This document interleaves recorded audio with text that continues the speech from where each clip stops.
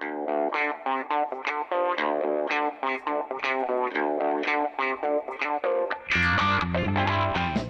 evening, everyone, and welcome to episode 29 of the Retrospectives podcast. My name is Patrick Arthur, and I'm joined, as always, by my co-host, James Sterlings. We've got a hell of a large episode ready for today, James. You ready to talk about video games for the next few hours? Oh, I don't mind talking about video games for 3 hours, but the editing tomorrow is going to be a real bitch. I am very grateful that I'm not doing the editing because I have a feeling that today's episode is going to be a very long one. We are, of course, the Retrospectives podcast. Each and every fortnight, we play a classic game of the past through to completion. And then, to the best of our ability, we have a discussion and possibly an argument about whether that title has truly stood the test of time. We're not interested in evaluating these games in the context and time in which they were made. We simply want to know how fun they are to play today, compared side by side with the titles that release every single weekend. So this fortnight, we tackled the behemoth of a game, Heroes of Might and Magic 3. Before we get into the substance of the episode, where we'll break down every aspect of this game to the best of our ability, we first have a mailbag question from last week, though. Each week, we like to answer a question about a previous episode. Last week, we did Katamari Damacy, and so we're going to ask a question that was from our Discord server. So the mailbag question is from user Do Baldur's Gate 2 You Cowards, also known as Ben, who desperately wants us to do a game that takes 90 hours to play, but it's going to be a while before we can do that one justice. A long, long time. We had to spend the full 4 weeks playing Heroes of Might and Magic for this episode, so I have no idea how long a game like Baldur's Gate 2 would take us. But Ben asks Patrick, you criticized Kirby Nightmare in Dreamland pretty harshly for its lack of difficulty. However, you gave Katamari Damacy glowing praise. What aspects of Katamari do you feel allowed it to offer an enjoyable experience without providing a challenge? It's a good question because I'm always banging on about how I crave challenge in video games and how I want to be engaged in order to enjoy them. And I think the best way for me to answer this question is I want video games to engage me, but it doesn't necessarily need to be through challenge. There's a lot of ways that media can engage you. If a game has a fantastic story, for example, and there's a story-driven experience, that can be just as engaging as challenge. In the case of Katamari Damacy, the thing that was engaging and interesting about it was the novelty. For those who've never played the game, the premise of the entire experience is you have a sticky ball and you need to roll up objects. And as you roll up these small objects, your sticky ball grows and grows and grows. And it keeps getting bigger and bigger and bigger until you're rolling up literal skyscrapers in your sticky ball. And that whole experience of ascending in size to such ridiculous heights was novel and fun and wonderful. I think that the crime that Kirby commits is that despite having these potentially interesting mechanics in the fact that there are like 25 different abilities for Kirby to steal, it basically does nothing interesting with any of them. It doesn't use them in a puzzling way. It doesn't have enemies that are weak to certain attacks. It doesn't do anything interesting that makes you engaged with the game. You just kind of hold down right and keep pressing attack every now and then. So, yeah, broadly speaking, a game doesn't need to be challenging, but it needs to be engaging me in some facet of what it's presenting to me. And Katamari Damacy certainly did that. Kirby's Nightmare in Dreamland did not. Yeah, for me it was mostly the high score aspect of Katamari. You know, it wasn't something that I was super interested in, but just a little kind of trying to be efficient with where I was rolling and trying to keep track of what size things are where on the map so that I could go to them at the right time was pretty fun. Even if, you know, it was pretty trivial to actually beat the levels, it did push you to do the best you could, and that brings it some value. And the timer did give you I guess what I'd say is a false sense of anxiety, because by the end of the level, you realize you have a lot more time than you thought you'd have initially. But in the first few minutes, when your Katamari is quite small, you start feeling pretty nervous. You're looking up at that clock a lot. You So do. even though it's not challenging, it at least has you focused on the experience in a way that Kirby didn't really. Yeah, absolutely. So thank you to Ben for that question. And if any of you want to ask your own questions, feel free to come over to Discord and, put them in our mailbag channel, and we'll definitely answer any that you've got. So I guess this brings us to the main topic of today, which is, of course, Heroes of Might and Magic 3. Patrick, have you ever had any experience with this series or with the kind of broader strategy genre as a whole? So I've got some experience with the genre, but I wouldn't consider myself an expert. Specifically with Heroes, when I was very young, I remember playing Heroes of Might and Magic 2, or I at least remember being in the same room as my cousins who might have been playing it. And I remember there was a cheat that could give you black dragons. And that's all I remember of Heroes of Might and Magic 2. Later on, when I was a little bit older, I did play a lot of Heroes of Might and Magic 4, but that was more me being a stupid kid, getting a hero leveled up and running around, having that hero punch enemy stacks. I didn't really, appreciate it critically at that point in time.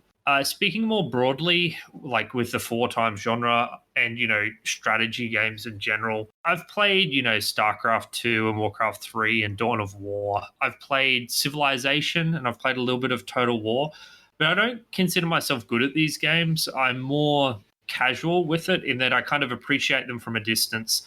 I enjoy watching pros play, but they tend to be too stressful and complicated for me to really, really get into. Most recently, the strategy/tactics game I've played the most is definitely Into the Breach, which I think is a fantastic game. So I would say I'm like an invested casual in this genre. An invested casual. Excellent. Myself, I've really only played a bit of Civilization and, a few RTS games like Warcraft 3, like yourself. Really, I basically a baby to this genre, honestly. This is probably my biggest foray into it since, maybe 10 years ago, excluding, recent Civilization games. So I really, really have no experience coming into this. So I was very excited to find out what all the fuss was about, because I've heard from many, many people that this is, one of their favorite games ever that they come back to year after year. So yeah, I guess you could typify my experience. Like, I'm kind of broadly familiar with a lot of the concepts that underpin this sort of game. But yeah, I felt very fresh and amateurish coming into this game for the first time. So I feel like a newcomer to the game in a lot of ways. Yeah, definitely. So one of the hallmarks of this genre, from my understanding, is that there's usually a lot going on under the hood on these types of games.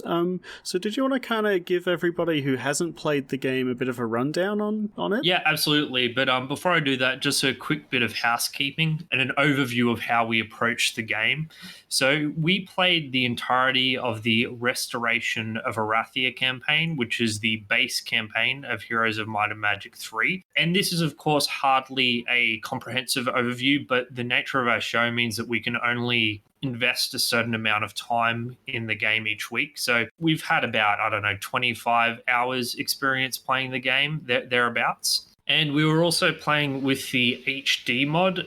It's basically a bunch of quality of life fixes. Gives you widescreen, it gives you options to auto-resolve combat, things like that. The essential gaming experience is the same. It's just with some nice fixes for modern computers. And we chose this based off discussion with people on the Heroes subreddit and the Heroes Discord. So thank you to those people who helped us arrive at that conclusion.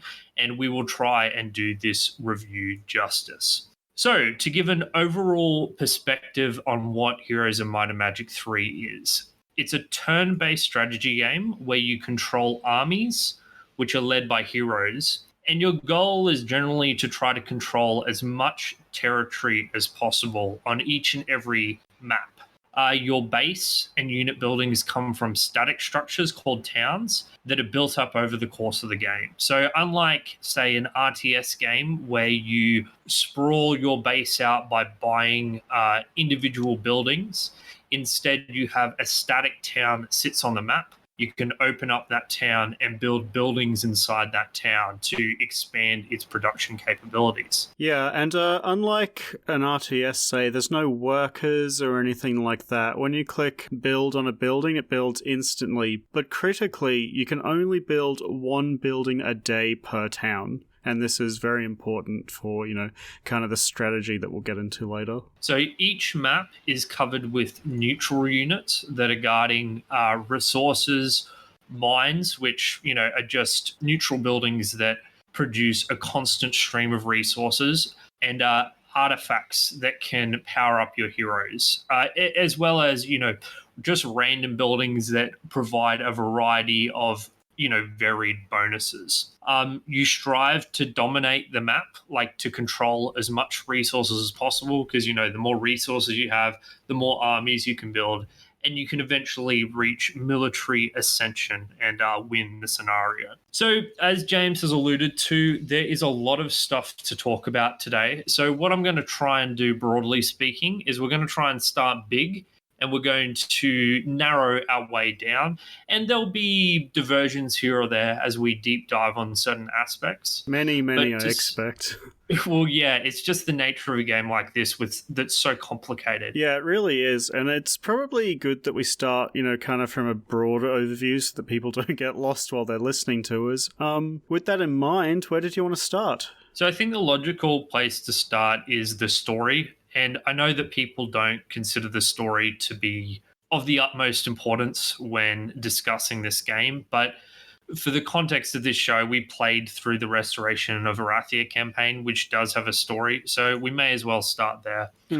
So the story of Restoration of Arathia is honestly a little bland and boring. Oh, yeah. Yeah, it's not the flashiest of stories, but I guess the general premise is that there are several factions in Heroes of Might and Magic 3, from, your basic humans to all sorts of weird and wonderful creatures that are all essentially trying to wrest control of Arathia from each other, which is the main continent that you play on.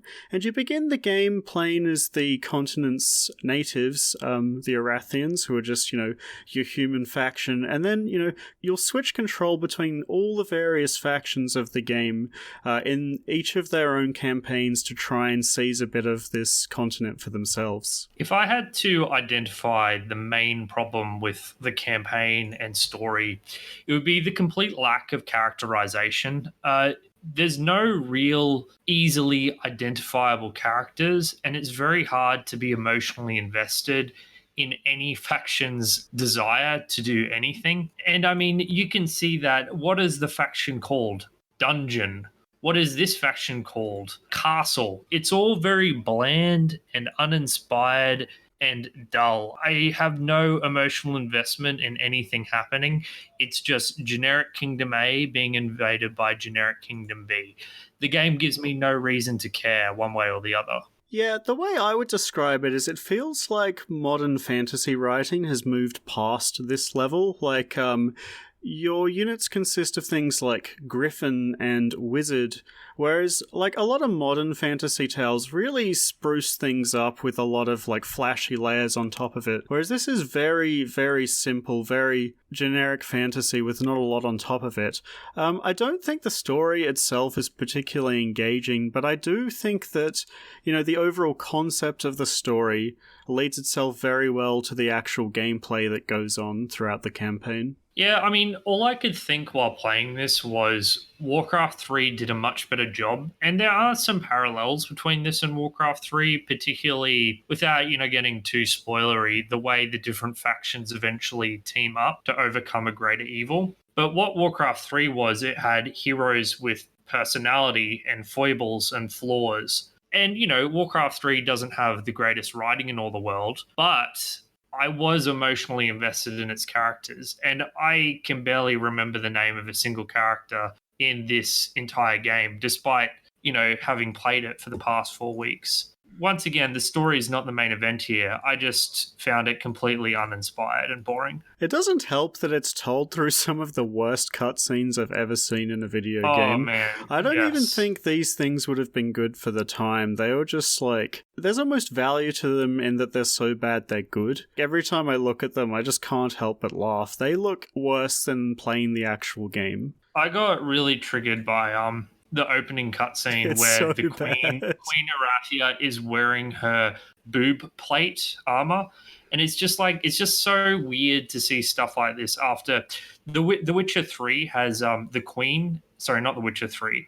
The Witcher TV show has the Queen in her armor, and she's a certified badass, and she's just wearing normal armor, not the ridiculous lingerie armor that is being worn by the Queen, and it's just very disappointing. Don't play this game for the story. It's complete balls. Yeah, I think that the games does an okay job of presenting some characters if you go out of your way to look for it. When you're playing in game, you can kind of right-click over one of your hero's portraits and it'll give you a little blurb of text giving them their backstory. And some of these are actually, kind of okay. But for the most part, I've got to agree with you. This story's bland as hell, but the story is not what we're here for, let's be honest. Yeah, that's true. So I don't want to spend too much time. Just it's just funny. We were talking about the different ways in which games can engage you, and the story of this game certainly did not engage me. No, but nobody's here for the story, Patrick.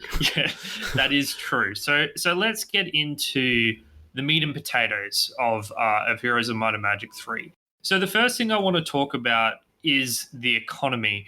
Every single strategy game, or the vast majority at least, have some kind of economy, and they all do it in slightly different ways. So I wanted to do a deep dive into how the economy in Heroes of Might and Magic 3 functions, because I think it is quite different from a lot of modern takes on strategy games, and it was very difficult for me to wrap my head around at first.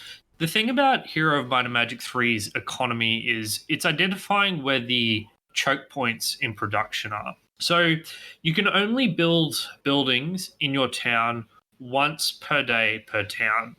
Your troops get replenished once a week, but they'll only be generated if you already have the structure that generates them. Then you've also got structures that give you literally more gold or more population growth. And when I first started playing this game, and even when I finished it, I found it very, very difficult to be able to prioritize whether I should be focusing on pure economy in the traditional sense, that is, generating resources, versus generating the potential for units. And when I've played other strategy games, your things like StarCraft 2 or whatever, it's always a lot clearer to me kind of like when I need to expand and how many unit production buildings I need for the number of expansions I have. With Heroes, I was constantly confused as to whether I should be concentrating on building up my literal economy versus my unit economy. Oh, I see what you mean. Yeah, did you struggle to find that balance? Because even towards the end, a lot of the time I was completely unsure which I was meant to focus on or the balance that I was meant to strike. Yeah, I kind of figured it out near the end. I actually think it's kind of faction specific, which you focus at which points in the game. This game's very different to other strategy games in that usually you get gold and resource with the goal of producing troops, and if you manage to create an overwhelming economic advantage, you can just shit out troops as much as you want in other games, right? That's not the case here in Heroes 3, because in Heroes 3, every week you only have a certain amount of units that you can possibly buy. For example, the new week starts and your fort says you can buy 10 warriors and 5 archers. That's the maximum number of units you can get for the entire week. It doesn't matter if you have infinite money or resources, you can still only buy those 10 warriors and 5 archers. So What I found it was that in the very first week of starting the game, it was very efficient just to build all of the unit producing buildings, even if you weren't going to buy the actual units, because if they're just there, then in the future when you need to buy them, you're going to have like an abundance of units to purchase. Whereas I ran into this issue early on where I was focusing on getting gold and other structures first, and that was like really crippling me early on because I would suddenly not have enough units to produce because I hadn't like focused on that to begin with. Yeah, the other reason to focus on units is that you cannot expand freely in this game. Like in an RTS or even in other 4x titles, you can expand as much as your resources and ability to defend those expansions allows. In order to expand in Heroes, you need to conquer an enemy town. And when you conquer an enemy town, you get their gold production facilities and you get more unit production facilities. But until you conquer that town, your effective production is somewhat capped. So it's far better off, at least I found in my experience, like you, to build lots of units and kind of use your units as a way to eventually conquer other towns to get your economy properly rolling. Yeah, it's very similar to a lot of, I guess, like MOBA style games where you use your heroes to kind of control areas of the map rather than building buildings there. You kind of have to like slowly creep your way across the map with different heroes protecting different parts of the map until you have, complete map control. Because in this game, I find it's very snowbally. Once you control a significant portion of the map's resources, it's just a matter of waiting until your economic advantage outdoes that of your opponent. Because if you take, 3 out of the 4 towns on the map, then every week you're effectively producing 3 times as many units as your opponent, and it's kind of just a waiting game from that point on. It's kind of a problem intrinsic to all strategy games, though, once you hit a certain advantage, and it can be as small as 60%. Like you said, victory is inevitable, at least on most of the campaign missions. There were 1 or 2 which I think were a little bit different. But in most instances, yes, the difficulty is in achieving the 60%, particularly when you're not often starting from even Steven like you would in a multiplayer map. In a lot of these maps during the campaign, the odds are very much against you from the beginning, and you need to kind of claw your way to equity before you can actually start winning. Yeah, and we've spoken a bit about how your town and the buildings that you build kind of affect your economy because, like, as we said, you can only build one structure every day, so you're effectively pigeonholing yourself in a direction in the first week depending on what you build.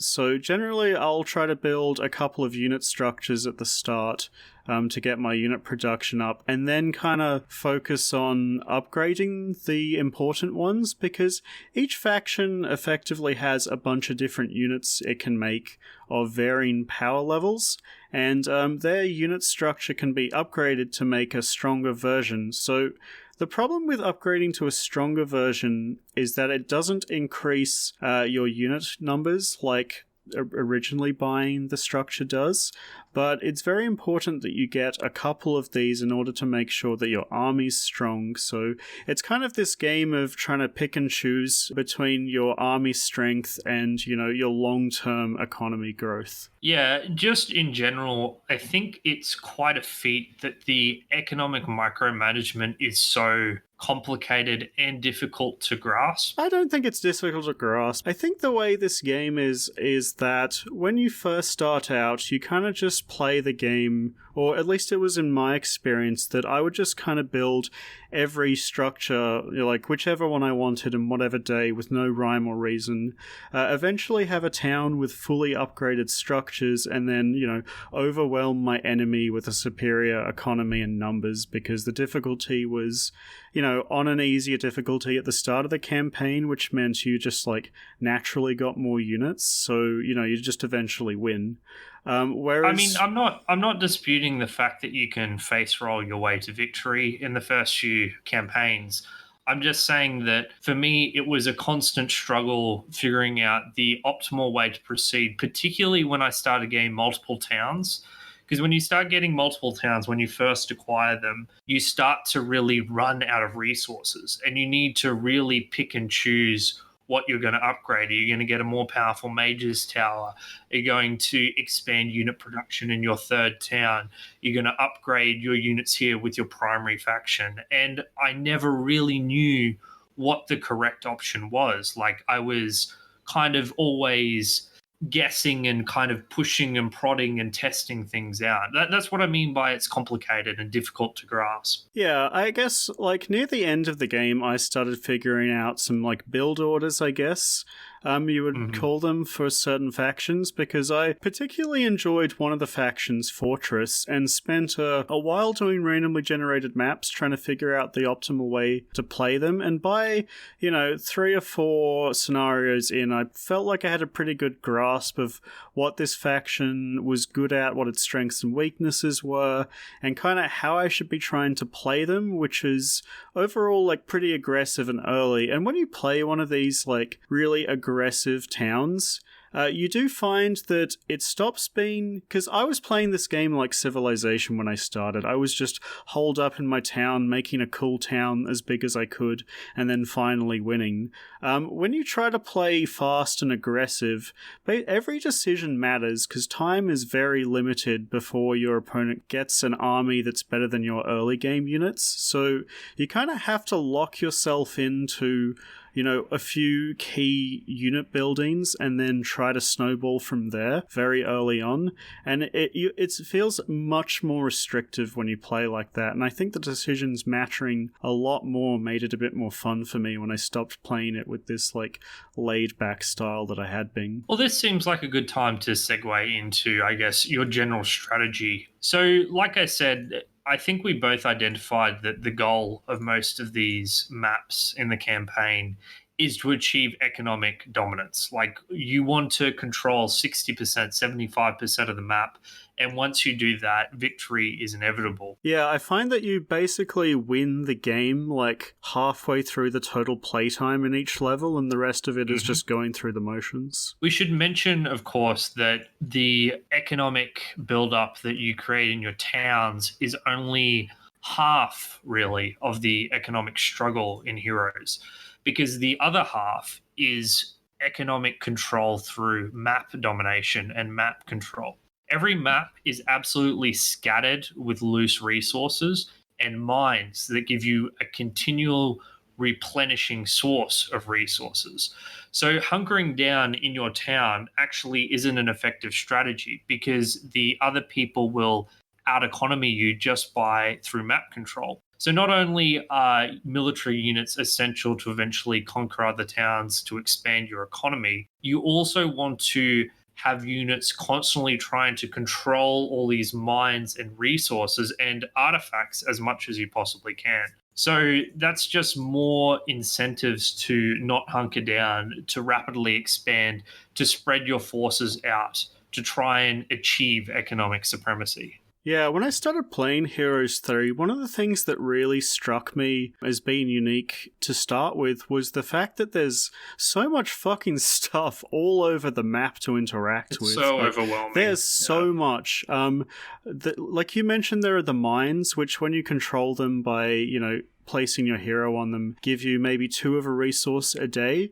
There is loose resources. For example, you can get 15 wood in one go by picking them up.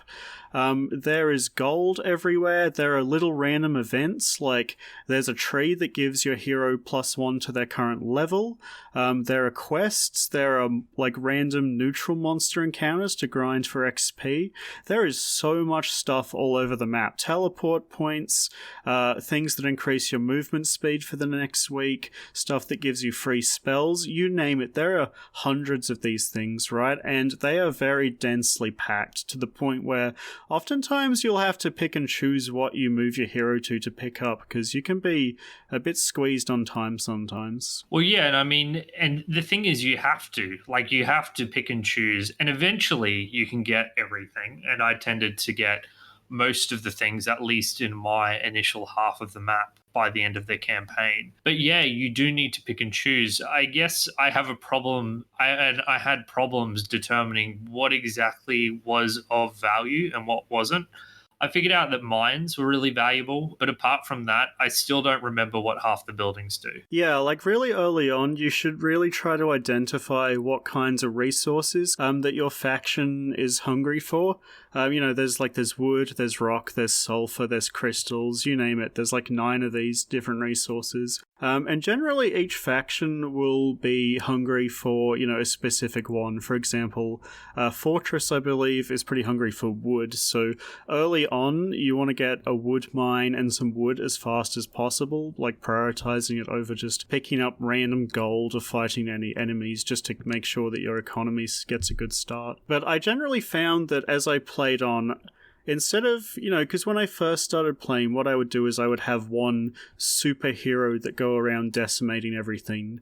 And then as I got better and better, I would control, because you can have up to 8 units on the map at once. I would have, maybe 3 near the beginning, 2 of which were just scouting about, picking up stray resources and mines and, kind of showing me where I should be taking my main army. But I think that all the stuff on the map makes it pretty engaging. Yeah, so was that your general strategy, to have heaps of heroes spread around? Because it certainly was mine. Like you, when I started, I stuck to 1 or 2 heroes just because I found the experience kind of overwhelming. There's so much going on that it's hard to think about juggling multiple heroes with multiple armies.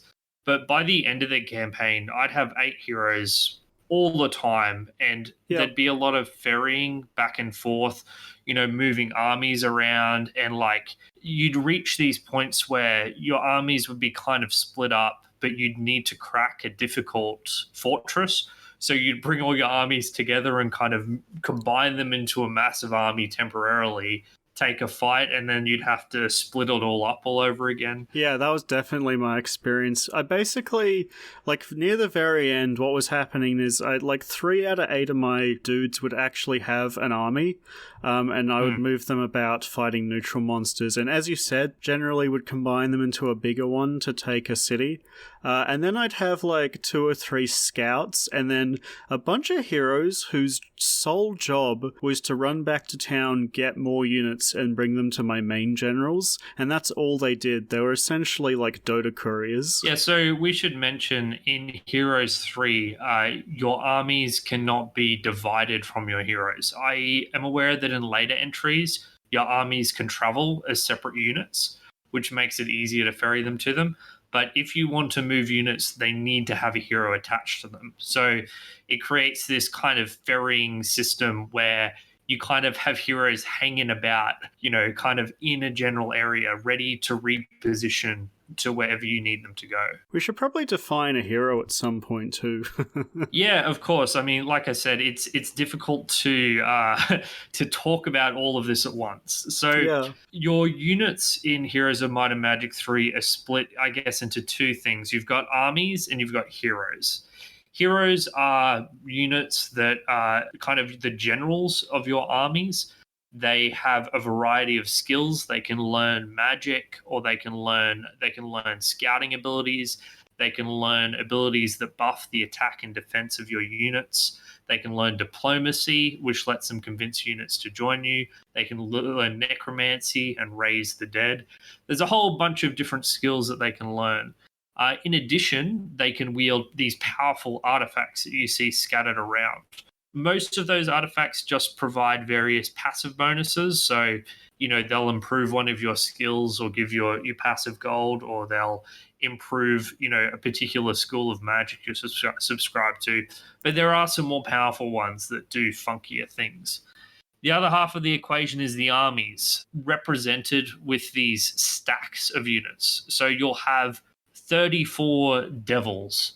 Each devil might do 6 to 8 damage, but all 34 of those devils will exist as a single unit. So their powers will be That's combined. a pretty weak devil, although Inferno is pretty shit. That is true. As far as devils go, the Horned Devils are not they're no archdevils. Yeah. And those single stacks, those 34 devils, they'll appear as a single unit in your on the army screen and in the tactical screen. As the name of the game suggests, these heroes are grouped into heroes of might and magic, and generally what this means is when a hero levels up, they will get stat growths based on some weightings that are like hidden from the player. So like magic heroes like have a higher chance of getting, magic boosts to their stats, which they roll randomly every time they level up. And when you level up, you're presented with 2 skill up options, which again are presented to you based on some hidden internal weighting, which, as Patrick said, like a school of magic or maybe some extra offense. And you generally like figure out what you want to do with the hero and then level them up accordingly. Oftentimes, there are some fairly interesting decisions, and every hero has a passive specialization that kind of further incentivizes what you pick. For example, one hero might be specialized in necromancy, for example, so you're incentivized to pick everything that benefits having a lot of skeletons. But, still up to you. The game gives you a lot of options, and you don't have to choose what it kind of suggests you do. Yeah, so your army, your composition of military forces is the various armies that you build from the towns and that you can also recruit from some neutral structures. And then your heroes, which spearhead those armies, who give very powerful passive bonuses and can cast some very, very powerful magic. Very powerful magic. Insanely busted is probably a better way to describe it. Because, on one side you've got good passive bonuses, and then on the other side it feels like you've got game-breaking nonsense. But we'll get into the game-breaking nonsense later, and we're going to be talking about a lot of game-breaking nonsense. Yeah, but broadly speaking, strategy-wise, that's the way you approach each scenario is similar. Sometimes you can't be as aggressive. Sometimes you kind of need to play defense for a little while as you slowly expand and be ready to retreat and defend against incursions into your territory. Other times you need to rush. Like, it feels like if you wait too long, it's impossible to win because the enemy's economy is larger than yours at the beginning. So if you don't kind of get the jump on them within the correct time frame, you're in big trouble. But you're always spreading your forces out. You always have heaps of heroes.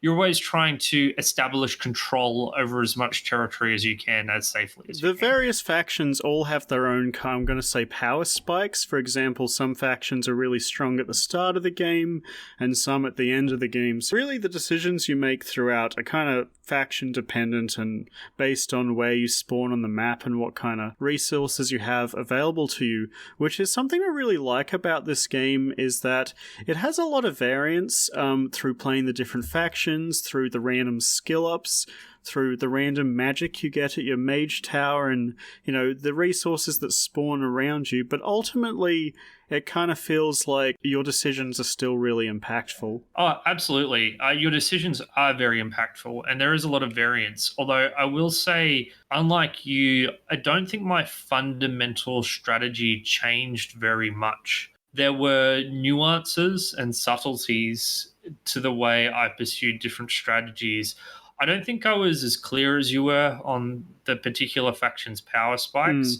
But my general strategy of trying to control territory and spacing out my heroes was pretty much exactly the same on every single map that I played. Okay, yeah, because once I started getting into it a bit more, I tried to dive deep on a couple of the factions, and I found that I was playing, for example, Fortress very different to the castle games that I had.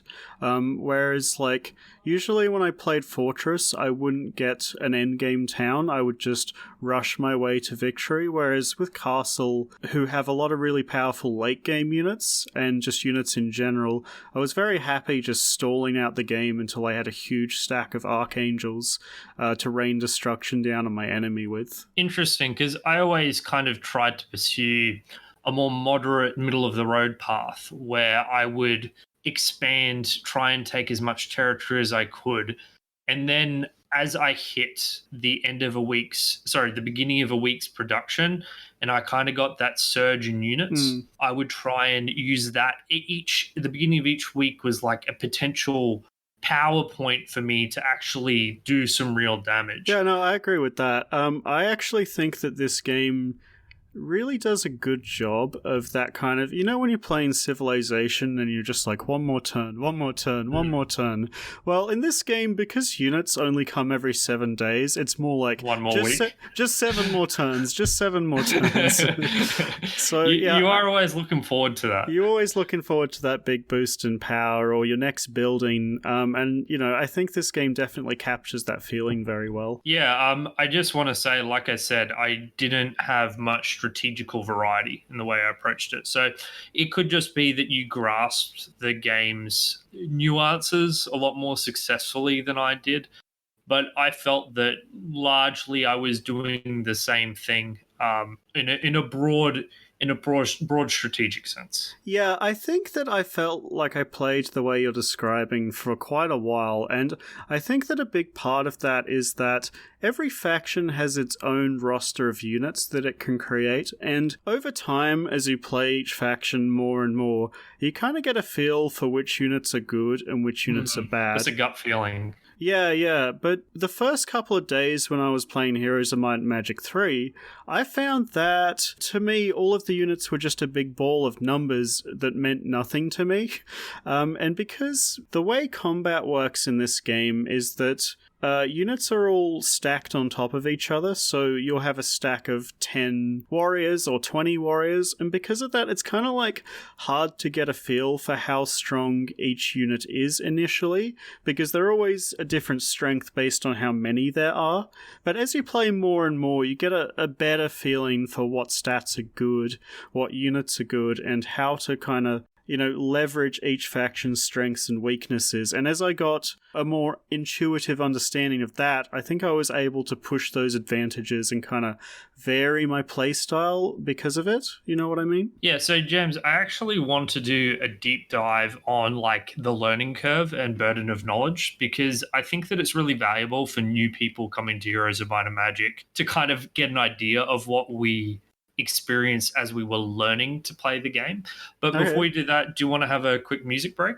Yeah, okay, we can do that. It's been, 40 minutes. So, I think some of the music in Heroes of Might and Magic 3 is pretty good, but as we'll probably discuss a bit later, because each match takes so long, you're going to hear every track in the game so many times that it probably ends up being a little bit grating.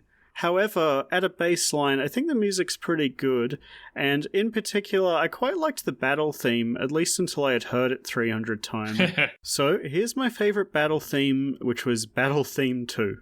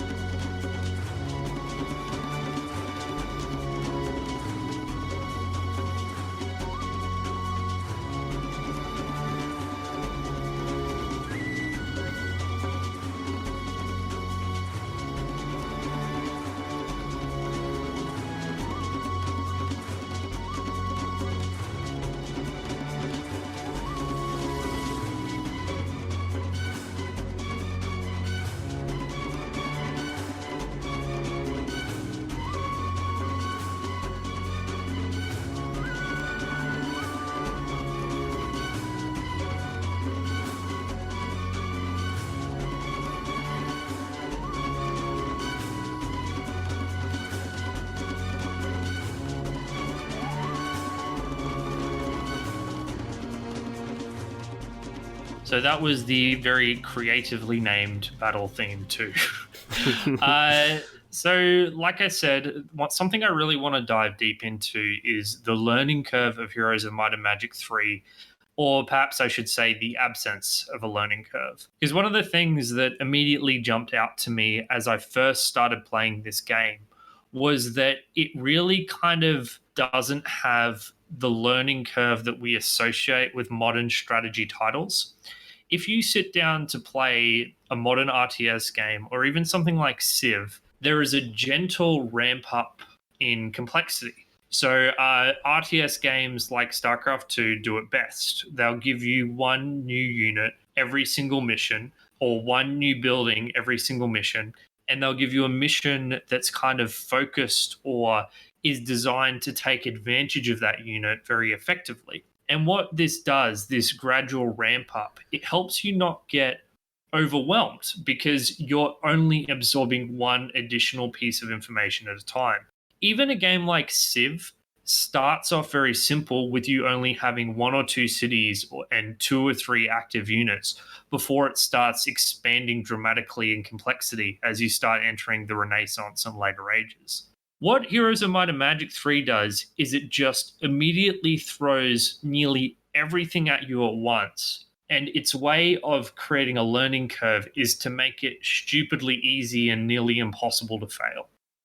What did you think of this approach, James? Did you feel you were being gently eased into the experience, or was it too much for you? Basically, the way I feel about the difficulty in this game is that everything from a very high-level view is very simple. Like, this game does complexity in the way that to play it at a very base level, you really don't need to know anything. Like, there's a very brief tutorial, which, might I add, is mostly presented to you by a PDF document, which is, not something I've come to expect from modern games, but, we'll live with that.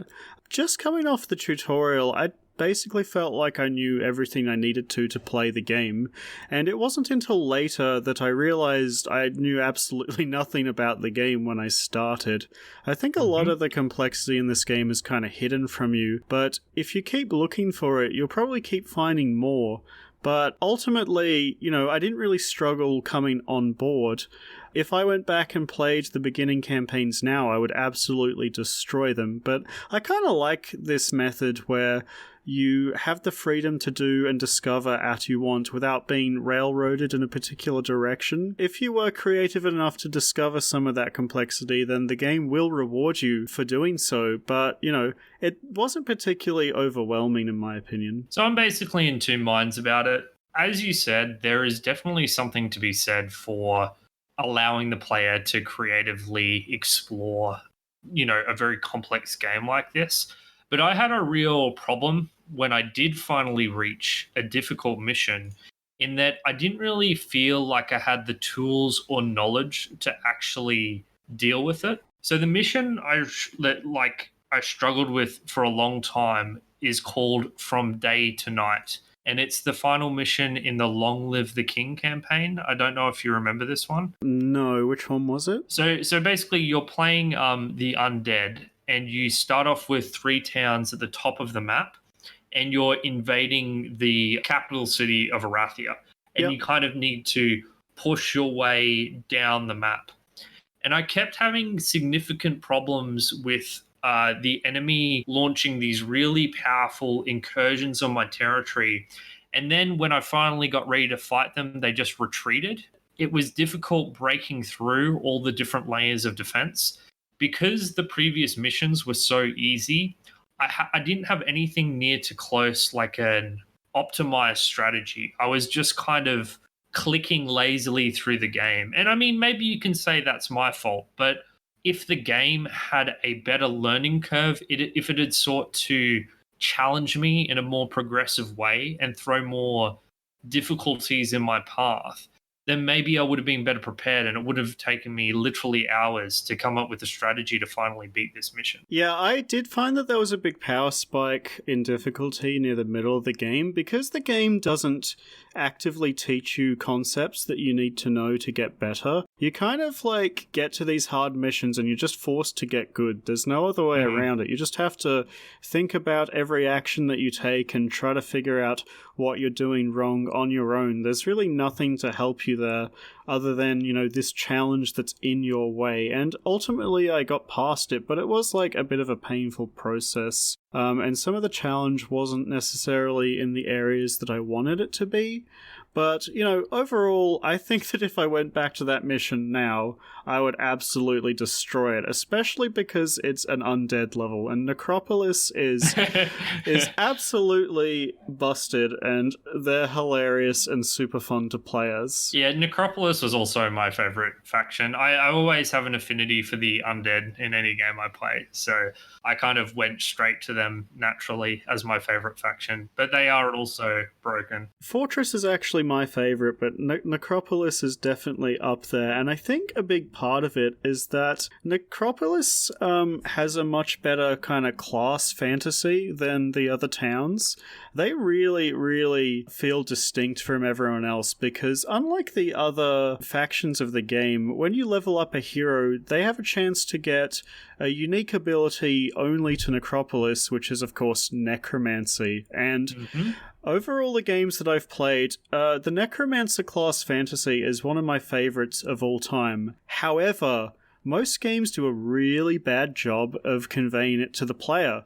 For example, in Diablo or Path of Exile, you can raise hordes and hordes of skeletons that control themselves and make the game really easy and boring. Not in Heroes of Might and Magic 3, however. Every time you finish a battle, if you have Necromancy on your character, you get a certain percentage of the casualties back as skeletons, so you get more units to control in the battle screen, which we haven't discussed yet, but effectively, every time you start a battle, it's like a turn-based strategy, similar, like think, a grid-based game like Fire Emblem or something like that. That it goes into, and being able to control the skeletons that you're bringing back to life just makes it so fun. Yeah, Necropolis is awesome. I mean, Necromancy is a lot of fun. It kind of feels broken, probably because broken. it is. It's so broken. Yeah, but it's very fun. But I don't know, man. Like what I learned from that campaign eventually was how essential micromanaging everything was. Like how essential it was spacing everything else. How essential it was not wasting a single movement of your hero. I learned to not automatically recruit all of my units in town the moment I needed them, to hold some in reserve so that I could react to an incursion from a particular angle. And yeah, I kind of solidified my strategy of keeping my heroes spread out and gradually making expanded process down the map. But yeah, I found it extremely difficult because it was the first time that I felt fundamentally challenged when I was like, well, I can't just stuff about now doing what I want. And I think that I would have liked if this game had a smoother learning curve, even at the cost of losing some of the, I guess, more fantastical self-exploratory experiences that you could have had. I was just overwhelmed. The fact that your screen is littered with literally hundreds of buildings and you have no idea what any of them does is just, it's so hard. I kind of got decision paralysis, and then I started just making decisions at random and hoped it worked out. Yeah, see, I kind of thrive in that kind of situation. Like, all the games I really love, like Path of Exile, Dota, Magic the Gathering, have this kind of, like, burden of knowledge that, getting to the bottom of is, like, the entire fun of it, right? I really enjoyed learning all the ins and outs of the mechanics in Heroes of Might and Magic 3 because there was so much to learn. And I was actually, like, in the first couple of days playing, I was disappointed at how simple everything was until I started noticing that there was so much room for optimization, like everywhere, in spots that I had no idea, honestly, to begin with. Like, one thing that I do now that I definitely didn't do when I began is on the very first day of a new mission, I will buy a new hero just because it comes with a bunch of extra units, and then combine the two together to make one big stack, and then, use that to make a big impact in the first week. Whereas, before I was buying a hero on like day 3 or something and not taking advantage of all the free units you get. Stuff like that, and stuff like arranging your army in better positions, because like originally what I would do is I would just buy out all the units and then leave them in the default configuration in my hero's inventory.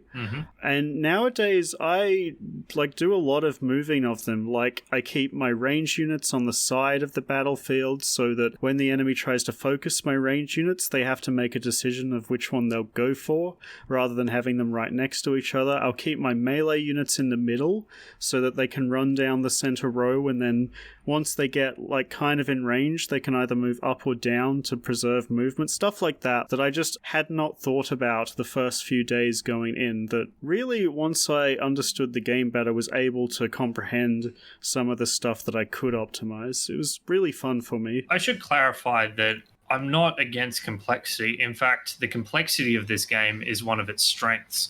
I'm more talking about the process of learning the information. Oh yeah, it wasn't very good. I'll give you another example. You have an army, and then you see a hero with their army.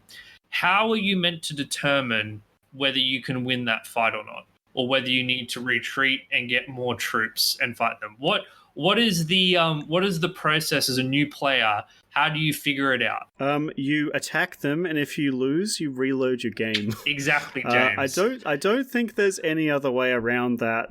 The game does an extremely poor job of communicating the strength of another, stack of units or another hero. And even now I struggle with it, because when you mouse over a stack of enemies or another hero, it doesn't say they have 10 flies and 15 lizards. It says they have lots of lizards and a horde of flies, whatever the fuck that means, right?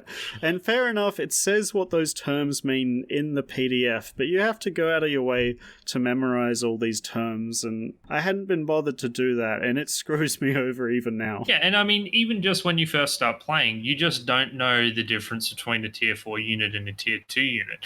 Now, by the end of the campaign, when you've played all the factions, you gain a natural understanding of roughly how strong each unit is. So it's all good then.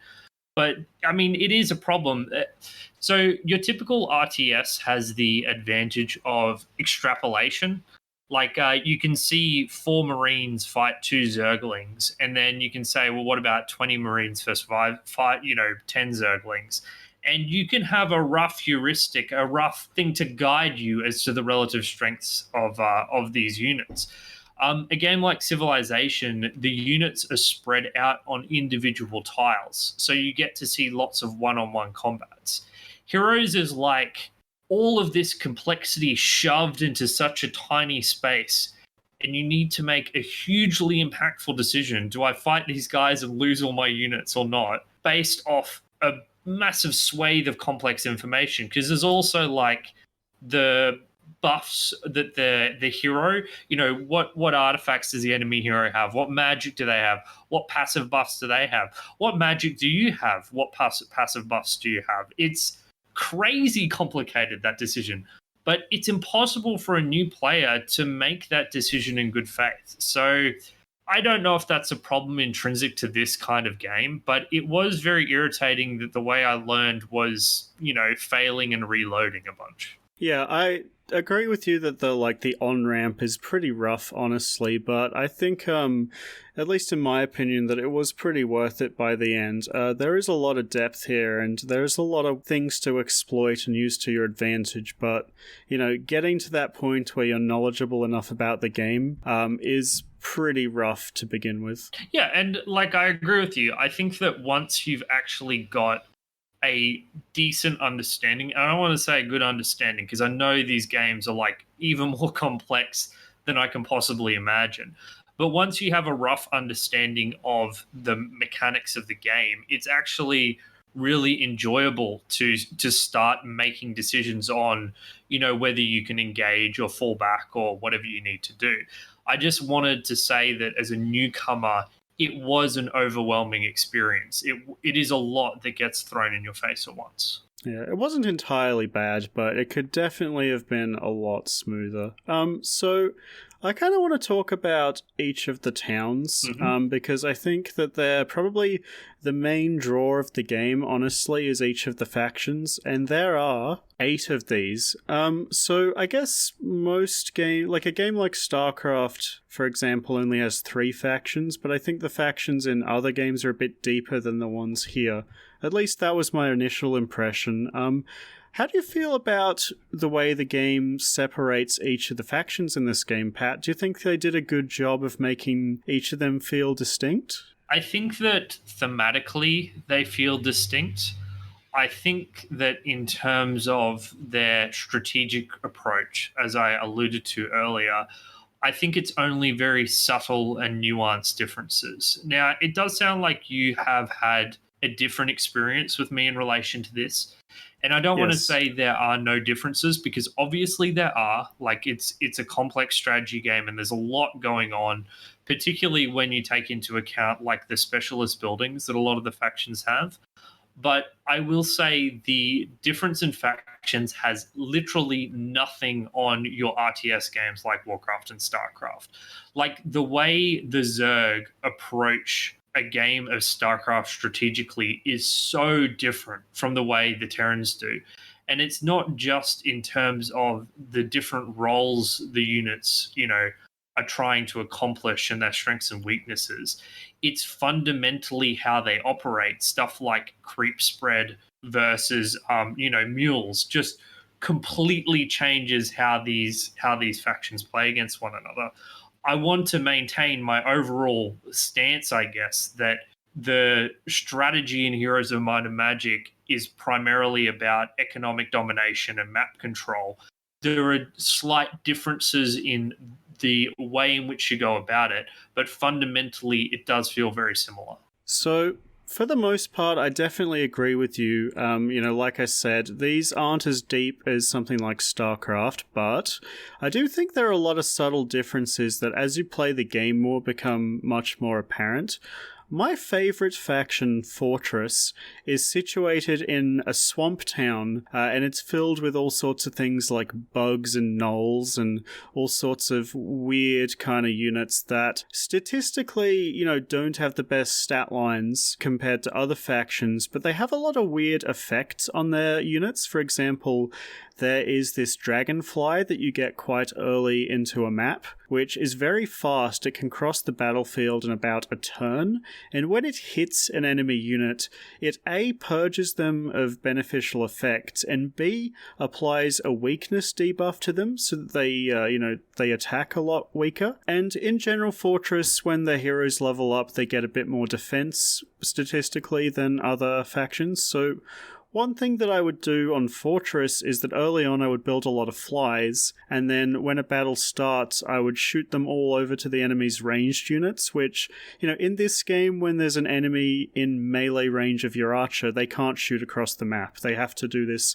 really pathetic melee strike against the adjacent enemy. So I would tie up the enemy's archers with these really cheap, kind of plentiful flies that I would split into a few stacks, which would allow my slower units to get in and start applying their own debuffs, as opposed to something like Tower, which really emphasizes you getting good magic and having a bunch of ranged units where you bait the enemy faction into you while slinging spells at them. So I found that in general there was a fair bit of diversity in gameplay once you started making use of each faction's individual strengths and weaknesses. So you're talking mainly about the tactical screen, right? Because I was more referring to the strategical approach, like what you're doing on the overworld map, the sorts of resources you're controlling, etc. Because I agree with you, tactically, your unit composition definitely changes how you approach those fights.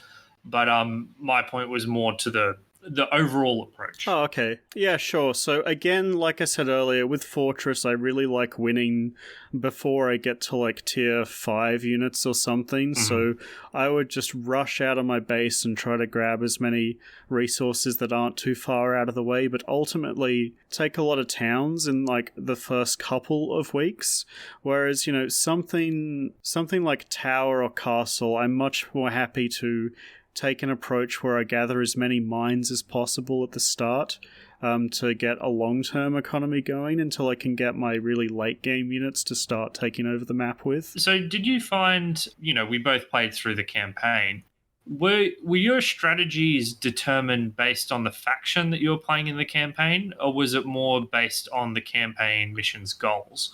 Because I didn't feel like I had the ability to, I guess, play to my faction's strengths. I was more playing the mission goal. So, like you, during the campaign, I think I played every faction very similarly, and it wasn't until I'd finished the campaign and gotten better at the game and started playing random scenarios like outside of the campaign that I was able to start doing that. Sure. But basically, in the campaign, I didn't have enough knowledge of my factions to be able to leverage them like I do now. Yeah. Okay, yeah. So I guess I didn't play nearly as much random scenarios as you did. I only played 2 or 3. So I don't have that sort of broad sense of expertise. I just felt I got better at overcoming the challenges that were presented to me in the campaigns. And it always felt like I was, I guess, just doing the best with the units I had before, reaching that critical juncture where I could punch through. Yeah, sure. I mean, like, you said you liked Necropolis, right? Surely you noticed that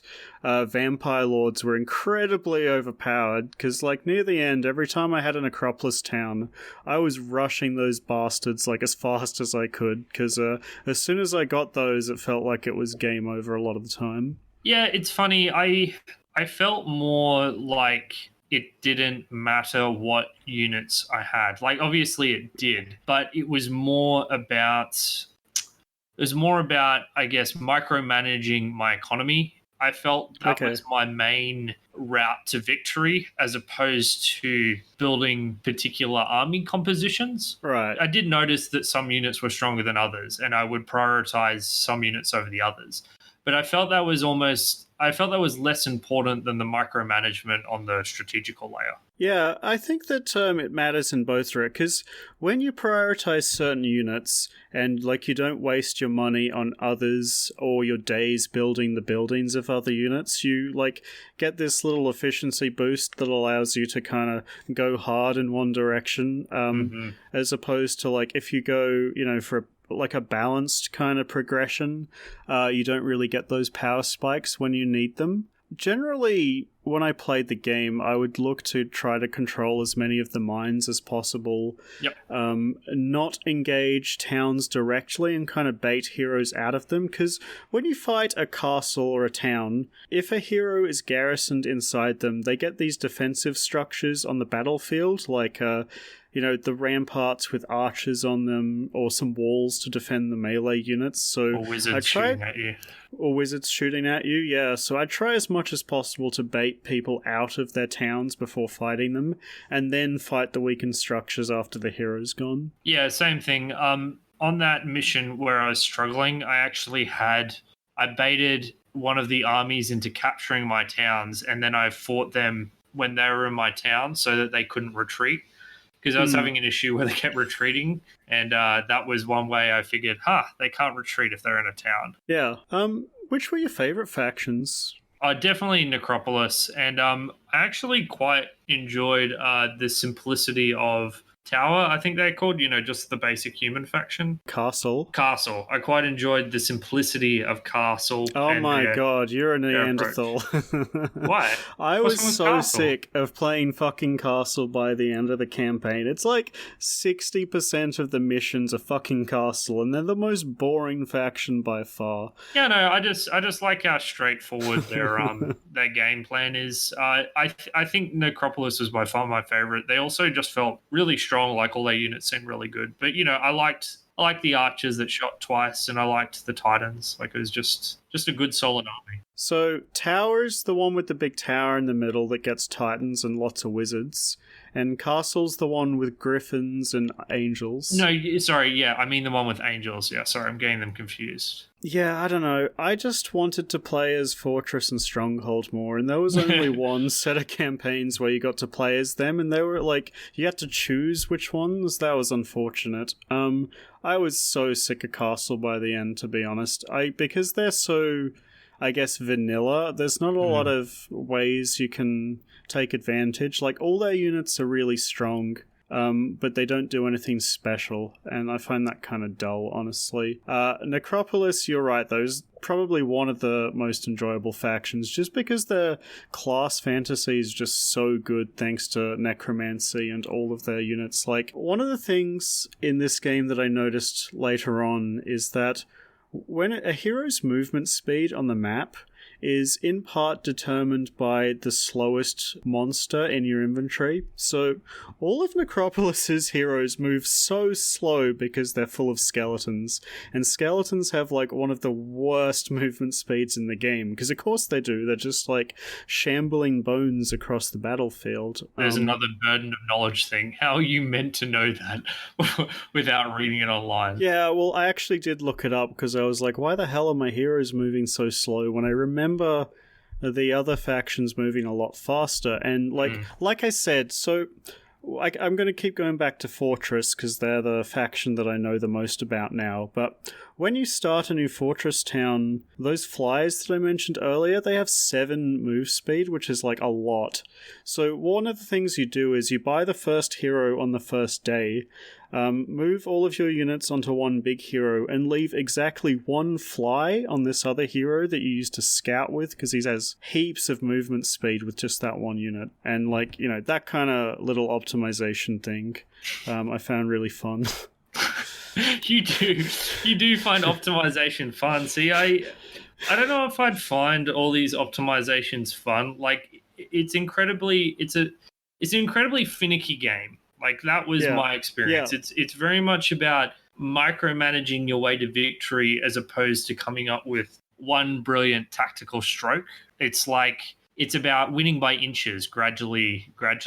And until you win, right? Like, yeah. It's like you do a lot of little micromanagements, and then you get to this point where you no longer need to do that because you've just won the game and the rest is just going through the motions. And like I don't hate that, but I have to say, after hours of it, it does start to grate on you a little. It's an exhausting game. No, I disagree. Yeah, but you're a Path to Exile person. I can see why that would appeal to you. I personally found it a little too much. Like I could play the game for a few hours, but after a few hours, I needed to take a break and relax my brain, because every single turn it was like, all right, what is it we're doing? All right, we're moving this hero to this hero, we're moving this army to here, and there's an artifact over here that I want this guy to get, but I need to move my hero that actually has an army to clear the way. Yeah. Now that enemy is dead, I can use this other unit that only has one unit to actually pick up those resources.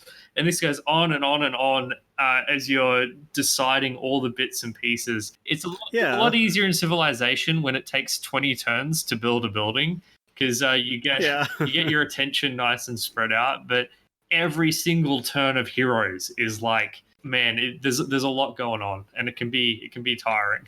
Yeah, I found it really satisfying that like there's so many decision points that really matter in the game. Everything that you do like increases or decreases your chance of victory. I think that the level of control you have is really satisfying. There are some like easier decisions. For example, every time you level up your hero and you get the option of random skill A or upgrade a school of magic, you upgrade the school of magic, because magic in this game is absolutely broken in half. Did you have that same experience with it? 100%. So the thing about the magic is that not only do magical spells become, like, you get access to more and more powerful magical spells, your old bad spells also get retroactively insanely upgraded when you become stronger in that school of magic. Oh For yeah. example, the slow spell, which is a single target slow that gives someone, I don't know, half movement speed or something.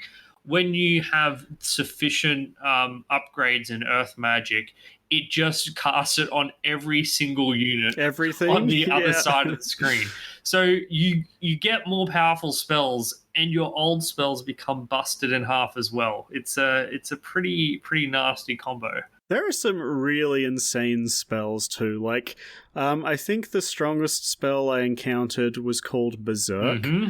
and Berserk is an AOE targeted spell that causes like enemies hit by it to start fighting their own allies, and you walk up to a defended castle and you just cast it inside their city walls, and you just watch their population just start tearing each other to shreds while you do nothing. Basically, automatically win the fight sometimes. It's nuts. Like, the magic in this game is busted, and it makes it so fun to play sometimes. Yeah, and I have to say that, like, from a multiplayer balance perspective, it may be a problem. Oh my god, it would be a From a nightmare. single player perspective, where you're just having fun with the campaign and playing, it's really fun. Like, it's one of the things that adds diversity to the gameplay experience. Sometimes it's fun to break single player games. Not everything needs to be perfectly balanced when you're playing by yourself. Yeah, and the magic doesn't only help you in combat. There is magic that you can Town use out of Portal. combat on the world lap, and it's more broken than the combat magic by far. Like, so there are two spells in particular that allow you to break the game in half. The first you mentioned is Town Portal, which, when upgraded, lets you spend a bit of mana to instantly teleport to a target town. And what this effectively means is that every time the week starts, your hero will teleport to Town A, buy all the units, teleport to Town B, buy all the units, teleport to Town C, buy all the You units. can do it more than once on a turn. It's not limited to once a turn. It's just how much mana you so have. stupid. Yeah. And there's a second spell called Dimension Door, which I don't know if you ever got it, but it Yeah. basically ignores, because the movement on the world map in this game, it's not like grid based or anything.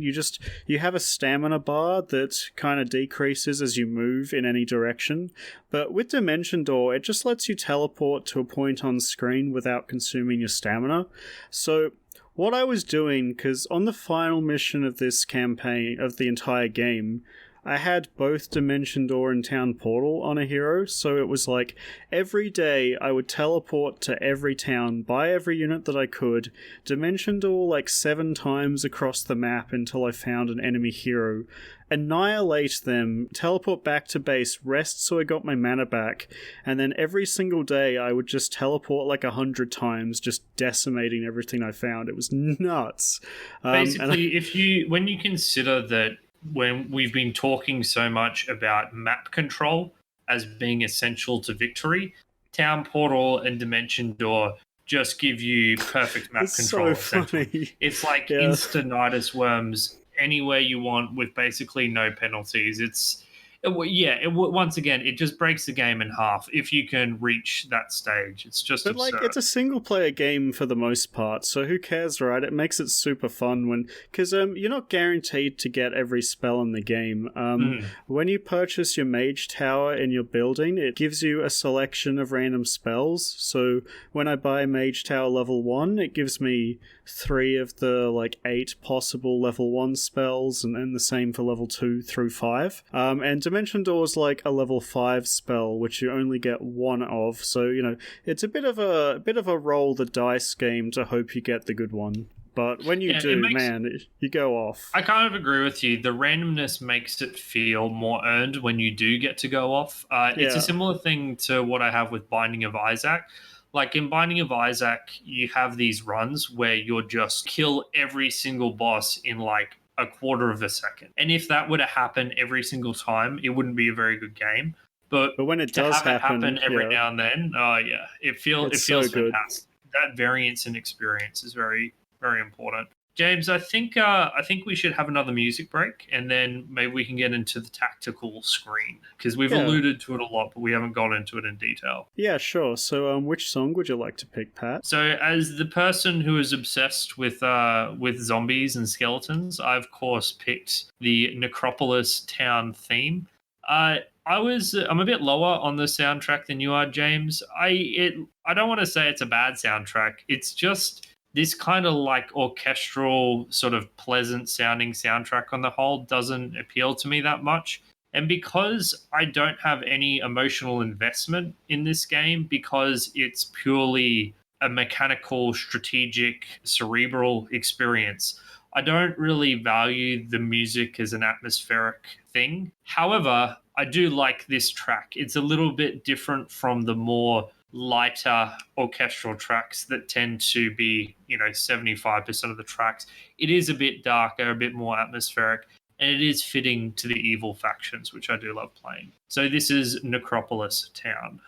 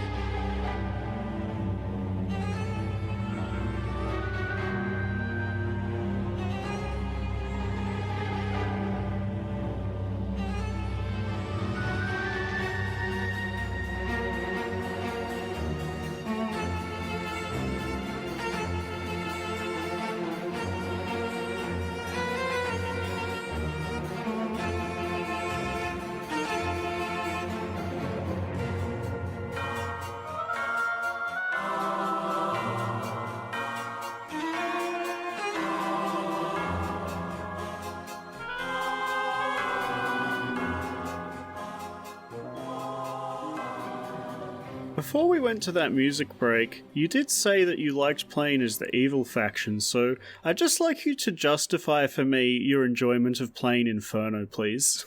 Inferno? Inferno, the devil town, the one that sucks ass? What I mean, yeah, I have also read online that Inferno is really bad. But What do you mean I guess read online? found... You don't have to read it online, it's just awful. Yeah, so like I said, my general experience with this game was one where the macro economics and macro positioning and controlling territory always seemed far more important to me than individual unit strength. No. The problem with Inferno, right, is that one of their units gets actively worse when you upgrade it, right? Like, they've got this range... The Magog, the ranged unit that when upgraded hits in an AoE, which you think would be the coolest thing ever, but what actually means is every time it attacks, you decimate your own army by accident. I kind of like it. So I didn't actually hate that because it felt like a challenge on the tactical screen to try to position my units to best take advantage of that, if that makes sense. Yeah, it's probably objectively bad. However, I liked the idea of an AoE attack so much that I didn't hate it as much. No, I kind of get that, right? But yeah. There's so much going on in this game that between battles, I just completely forget that was a thing. So every time I went into a fight, I would make the same mistake of blowing up my own dudes. Every single battle, every single one, I would do the same dumb mistake. And so every time I had to play Inferno, I was like, I'm just not leveling up this unit because I'm too stupid to play this faction. Yeah, that's a fine decision to make. I mean, I tended to upgrade the higher tier units in the Inferno faction. I agree that it did feel very weak. It just seemed to have a lot of melee run at them fodder enemies that kind of took a lot of damage and didn't do enough damage Yeah, Uh, it's just kind of mediocre dudes. yeah, they're definitely my least favorite faction. Right after Castle, who I liked initially, and then just got kind of Got fatigued bored from with. playing them. Yeah, so yeah, let's move on to the tactics screen as you alluded to earlier. Did you enjoy this? So yes, I did, but I didn't love it. Okay. I'd liken it to something like chess, and in fact, I think that's kind of how I feel like likening the whole game to, which is that it's not particularly flashy. You're not assembling intricate combos. The units very rarely have like activated abilities. There's a few that do, but on the whole, they're mostly passives. And most of the tactics in the tactics screen comes from optimally putting your units in the right position and optimally keeping your units from taking damage. So Yeah. it was like this puzzle where, but kind of like a dry puzzle. I don't hate puzzles. Like I find them interesting. There are a lot of puzzle games I like, but it didn't reach out and grab me. I wasn't like, what cool things can I do with all these units and their abilities? It was more optimizing damage and minimizing damage taken. Yeah, it is a bit like a puzzle, and I agree with you. It didn't grab me initially, but I found that once I got, deep into it, as I've been, discussing, I started liking Mm-hmm. it a lot more.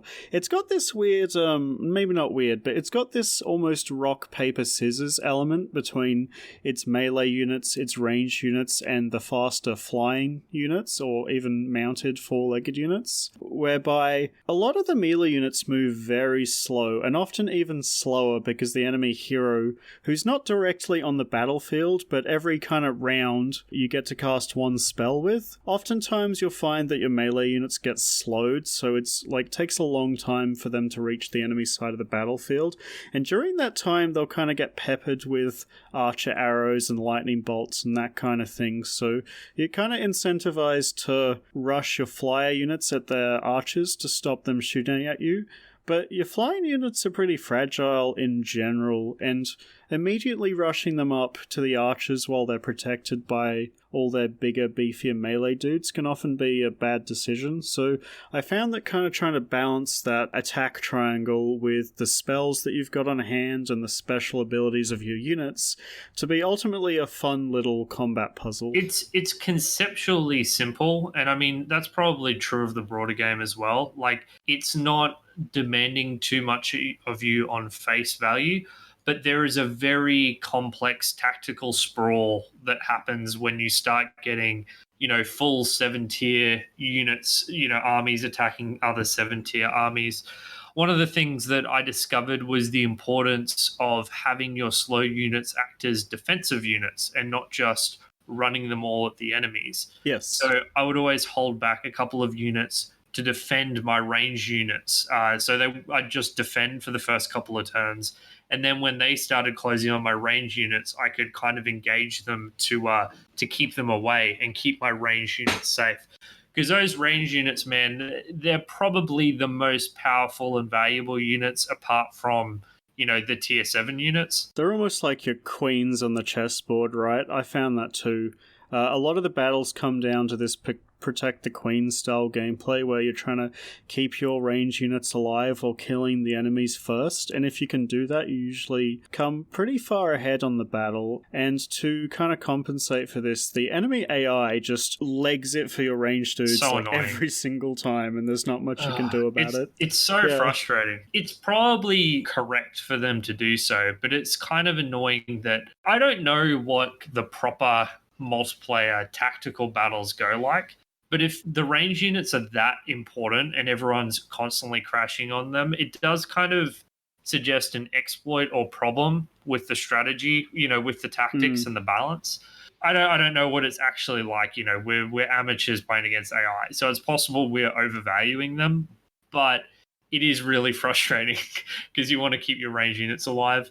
I will also mention that the units in their tiers tend to become almost exponentially more powerful as you move up tiers to the point where like a 3 stack of tier 7 units is worth 20 tier 4 units or 70 Yep. tier 1 units. It's absurd. Like, it really scales up and up and up. So while I think range units are really important, I feel like the end game comes down to your tier 6 and 7 units, even more so than the range Yeah, units. and that is the case if it does go to endgame, right? Like, some factions you don't want to get to that endgame because their tier 7 units aren't as good as the other tier 7 units, because Archangels are ridiculous, yes. Whereas Hydras are good, but they're not anywhere near as busted as Archangels, who, apart from having insane movement, strength, and health, are able to resurrect their allies, which is just nuts. Also, there's an earth magic spell that resurrects. Another reason magic's insane. Yeah. So one of the things I was going to say, talking about magic again, is there are some spells that are able to effectively neuter range units, like Blind, for example, which I have to say is one of the biggest flavor fails of a spell name that I've ever heard, right? In any other game ever, a spell called Blind gives you mischance, right? Not in this game. In this game, Blind is just a stun that lasts 5 turns and can be put on as many units as you want, effectively neutering half the enemy team. But well, I mean, in a way, it's more accurate, because if you were blind, you wouldn't be a very effective fighter, would you? Could at least run away and listen. I don't know. But how do you run away if you're blind? What? You just run in a direction and hope for the best. See, every other game is a flavor fail. Heroes is the only one to do the blind spell justice as a completely busted spell. Yeah, I guess so. It is completely busted. When I first cast it, I made the mistake of assuming you could only blind one enemy unit at a time because, I don't know, video game logic? That would be reasonable. But no, you can just stun everyone for as long as you want. It's nuts. Although you do only have one spell, so it is opportunity cost, but it's not exactly a wasted use. So I want to compare this game to Into the Breach, because I like comparing every single tactics game in existence to Into the Breach because I love it. In Into the Breach, you control just 3 units, but those 3 units have a wide array of activated abilities, and it leads to a tremendous amount of depth in how you're sequencing these abilities and how they interact with one another. And I just want to contrast that to Heroes tactics, which give you a lot more units in a lot more varying amounts but which lacks, I guess, the interactivity and weight of decision making and ability to create interesting combos with your units that Into the Breach has. Neither one is superior to the other. It's purely a matter of preference. I find Heroes is a lot more like chess, where it's all about incremental advantage and once again optimizing your how you play to deal the most damage and take the least losses. Whereas something like Into the Breach, a lot more can hinge on a single decision and regularly does. And I feel you're doing more intrinsically interesting things. I think my preference will always be towards Into the Breach style. Oh my god, Patrick. Can you imagine if every single combat encounter in this game took that long and was that intense? It would be a nightmare, right? I think a version of this game could exist where the units had activated abilities. They do, though. I don't know how you'd balance it. Well, there's a few that do, but the vast majority of them either have passive abilities or on hit chance, there's a 20% chance for this thing. I mean, I agree with you that there's not a huge amount of depth in the combat, but I think that if you did introduce that amount of complexity into this specific part of the game, you would kind of have too much overall. I think that it's a benefit to Heroes of Might and Magic 3 that the combat's pretty straightforward for the most part. Sure. I think that one of this game's strengths is the speed at which you can play it at if you know what you're doing. And that's helped with things like being able to move enemies' movement speed up so high that you can barely see it in your own, to the point where instead of watching the walk animation, you just flick across the map. I think that if you bogged it down with that kind of gameplay that you're describing, you'd have a worse product. That is true, and I guess overall the way I would typify the Heroes of Might and Magic 3 experience in terms of its complexity is that it's a game of thousands of decisions. Like it's thousands and thousands and thousands of micro decisions that you make over the course of the game. And if you keep making the right decisions, you're eventually going to reach victory.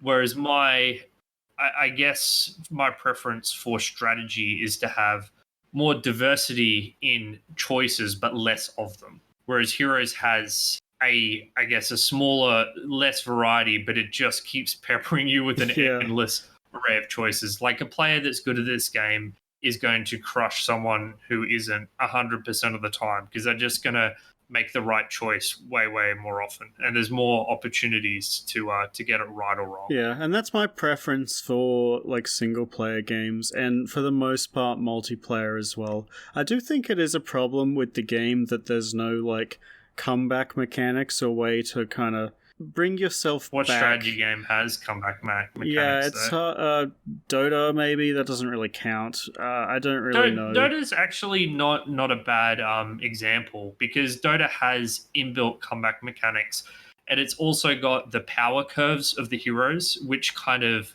can naturally create, I guess, dips and spikes in your relative team strengths. I think the Factions of Heroes 3 kind of has that. Like, if you do an aggressive push with an aggressive town early and fail, then you're probably going to lose. Even though you kind of had dominance to start with, you might lose it. But if you get control early with a late game town, like, you're just going to win. Actually, talking about it, how did you feel about all of the, like, quality of life stuff that lets you play the game a bit faster?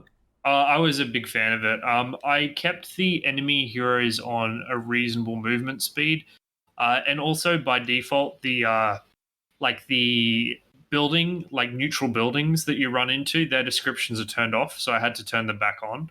But I always had my heroes back on max move speed, so I could rapidly tab through the units and towns. And I think without that, I would have found this game excruciating because you're managing, as you move into the late game, man, you're managing 8 heroes, 4 towns. There's so much to do every single turn. You need to be able to zip through it quickly. Yeah, it does a really good job of not slowing you down with unnecessary animations and stuff like that if you don't want it to. You can play this game at a very brisk pace if you want to, and I really appreciated that, especially near the end of the game where I'd seen every unit's walk and attack animation like thousands of times. Just being able to turn that shit off and cycle through my units and do things with hotkeys was really, really nice, yeah.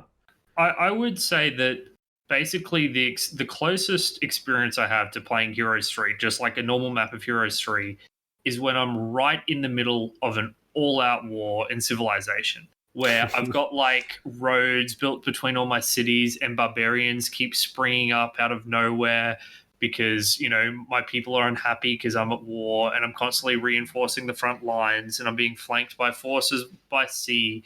And like that sort of full-on Civ experience, like the most complex Civ gets is just a standard map in Heroes. That's how it feels. Yeah, and, it does. If you didn't have that ability to speed up, it would have been unbearable for me because it's difficult enough just getting my head around everything happening at once. Yeah, absolutely. I guess one final, maybe gameplay story-ish kind of question. I don't know where to put this one is. Do you have any, like, interesting stories that arose from, like, the variants in the game at all? You go first while I think.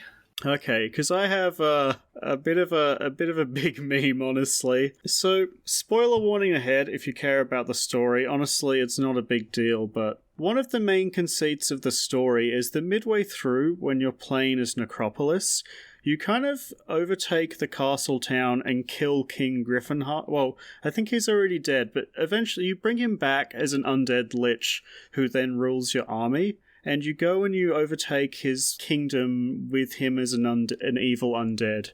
And once you swap back to the main faction, your goal is to beat your father and put him to rest.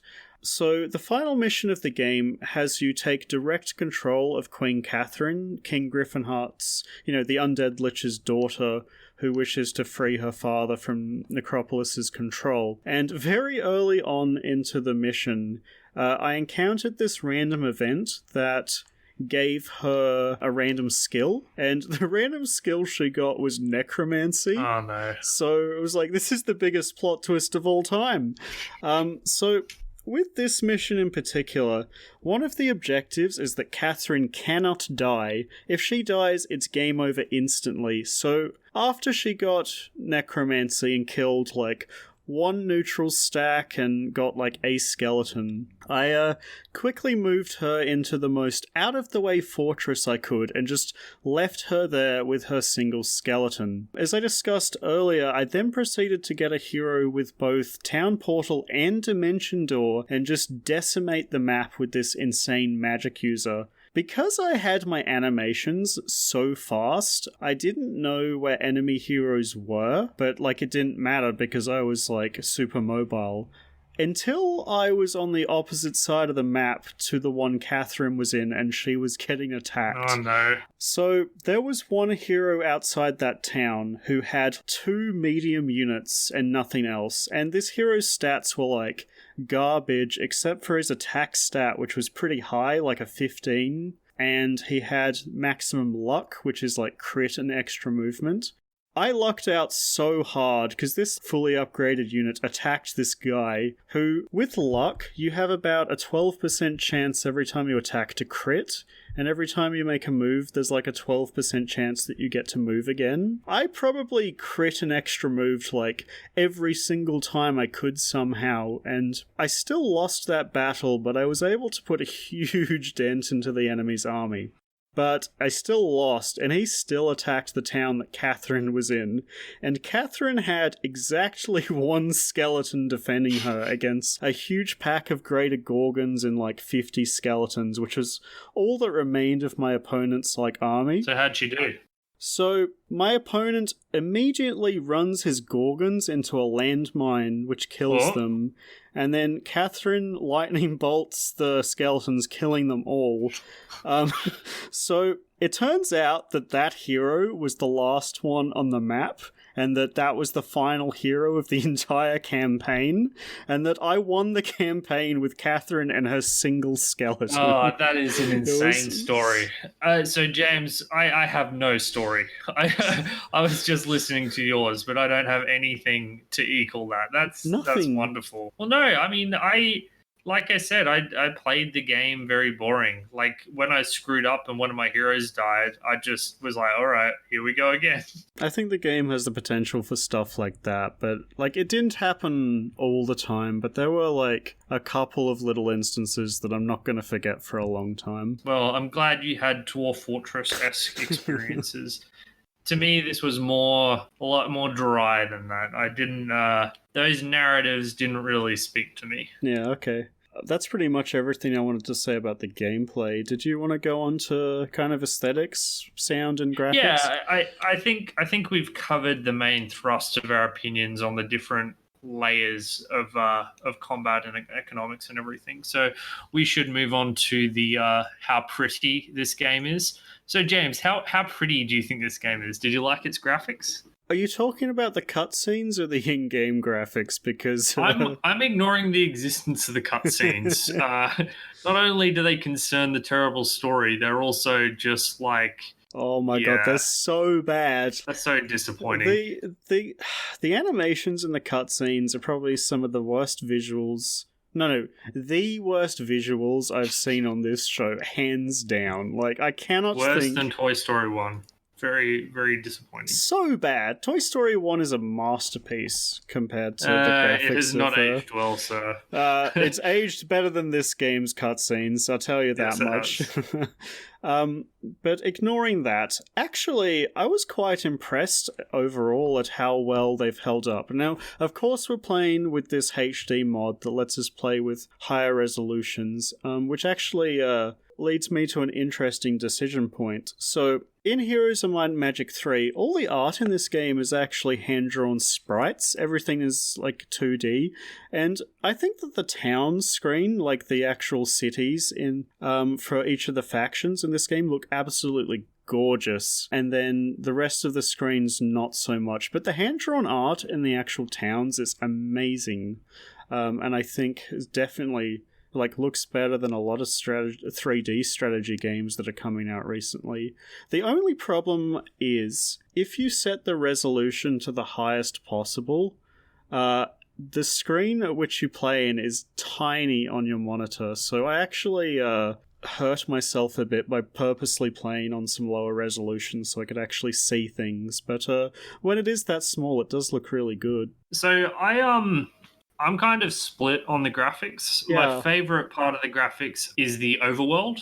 You know, the screen where you spend most of your time, where you move the heroes around and you pick up gems and you enter battles, that sort of thing. I think the towns look pretty good, but I did find them a little low resolution and blurry at times. And they didn't really have much in terms of animation happening to them. They were just kind of static sprites. I wasn't as high on the overworld as you are. I think when you're playing on max resolution, it looks quite nice.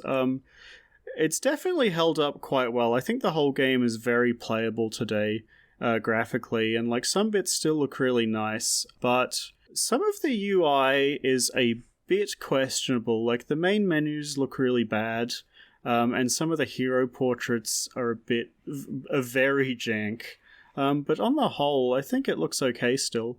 I do want to point out that I think that the tactical screen is actually where the graphics are the weakest. I think that the units that you're using to fight on those tactical screens, they kind of look like they're kind of poorly drawn. Like they're kind of blurry and weirdly cut out. Sometimes it's like someone's got some scissors and has awkwardly cut around the shape of these units. So, you know, we've played a lot of old games on this show, and there's plenty of hand-drawn art, like from Castlevania Symphony of the Night, which I think still looks brilliant to this day.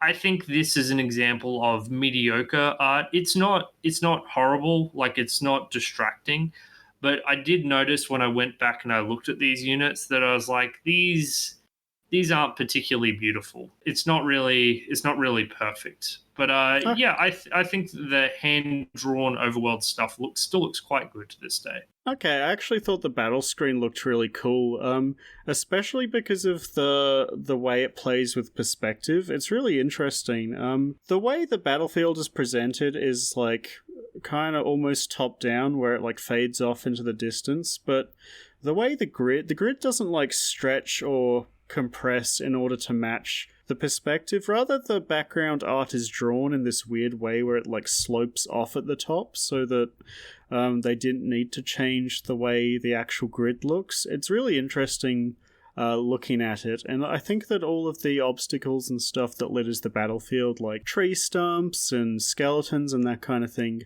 really blend well into the floor to the point where you probably could tell somebody that that's just the way it was drawn and they'd believe you. Yeah, I agree that functionally it's actually superb. Like, I've never seen hexagonal grids done so well where, you know, everything is clearly communicated and you can always move your unit to the right tile. Sometimes there'll be a mess of units kind of sitting on top of one another, but even then you can generally figure out the puzzle of who all the units are and where they stand in relation to one another. So I have to congratulate it for that.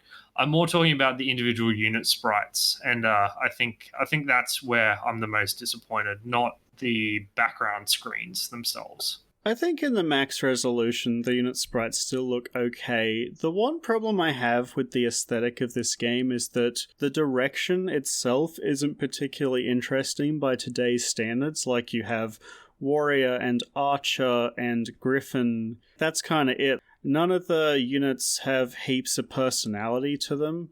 I guess it makes sense from, you know, just a pure army perspective, but I didn't find that I particularly liked the aesthetics of any of the units, although I do think that, as opposed to your opinion, I actually think the sprite work still looks quite good. There's this problem, right? Like, I'm just kind of over high fantasy. I'm over Tolkien-esque sort of fantasy. I do appreciate that there's a lot of diversity of mythological inspirations. It's not just, you know, elves and dwarves and humans and trolls. There's a lot more going on with, you know, your Afrits and Nagas and everything, and then you've got the demonic factions and everything. It's just that high fantasy is something that I've read about in a million books, I've watched in a million movies, I'm over it. And when you compare it to something like Warhammer 40k, Warhammer 40k is so interesting, and there's so many clever takes on a lot of these archetypes, like dark elves, etc., etc., etc. That high fantasy, I just feel it's run its course. I'm just kind of over it, and I'm uninterested in it nowadays. Yeah, that's why I didn't so much like Castle as a faction and really liked Fortress, because I think that Fortress and its like swampy units, like its big bulls and its lizards, were like a little more interesting than all the other factions. Dungeon as well, I thought was pretty fun, but a lot of them I wasn't super grabbed by their aesthetics, even if I was grabbed by the differences in gameplay. Yeah, so there are no issues with function here. I think this game is well presented from a gameplay experience. It's just that nowadays, unfortunately, it comes across as kind of generic and boring and bland, which is, once again, the visuals are probably not the reason you're playing Heroes, but it is still worth mentioning. I don't want to be pulled in by this low opinion Patrick has. I actually think the game overall looks really good for how old it is, and I know that's not exactly what we're here to tell you, but I don't think this game's ever really going to look quote-unquote bad. It's always going to be playable on higher resolutions. It does a good job of communicating macro information, if not a lot of the little details that you kind of have to scrounge around to find. But, you know, purely from a gameplay perspective, I'd say it's pretty much spot on still. And honestly, all the sprite work held up a lot better than I thought it was going to. Yeah, I don't want to say I hate it and it sucks. Like I said, I quite like the overworld. I'm just saying, in a general sense, this aesthetic's kind of boring. One area where I think it does do a really good job is its sound design, though. Everything from the sound of an arrow hitting an enemy to the kind of gling as you pick up a cache of resources sounds fantastic. I think they did a really good job giving audio feedback for pretty much each and every action you can take in this game. Yeah, no, I agree with that. I love the sounds of arrows hitting enemies. In fact, most of the time I opt to play with mostly archers, but maybe that's purely because they're quite strong. But yeah, no, I agree. I really liked the sound that plays at the start of each week, the start of a new day, when you pick up new things, the win screen, the loss sound. I basically agree with you. Yeah, when you encounter a new random neutral building and it's like, I can't imitate the sound, but it immediately comes to mind, like the kind of rising noise of discovery that I associate with it. Yeah. I quite like the sound design. I think it does a really good job just reinforcing the actions you're taking. It gives actions on the overworld a real sense of weight. Yeah, that's true. I found the sound in general, along with the music in this game, to be pretty decent, although, like, as I said earlier, I was so sick of listening to every track by the end of the game. I turned the music off. When I first started playing the game, I thought the music was pretty good. And then I listened to it straight for like 25 hours, and you hear every track so many times. And they obviously, the developers of this game knew that this was going to be a problem, because every combat and moving around the overworld has 3 to 4 different tracks in order to like help alleviate this problem. But even then, I don't think it goes far enough, and I kind of, just wanted a bit more from it.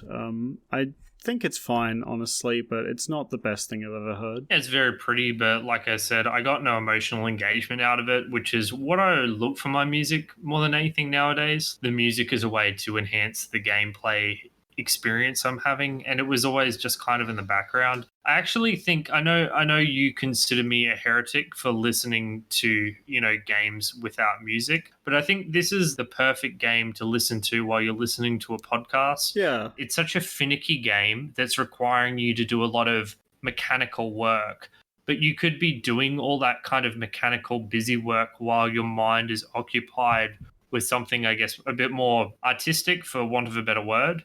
And I think that would be a perfect combination. Yeah, I think one of this game's best strengths is that you can either be super focused and make sure that every single decision counts, or you can play it like a relaxing game of Civilization. The game does let you pick your play style in that way, and I think that playing the game with either a podcast or some music on is totally a valid way to play, yeah.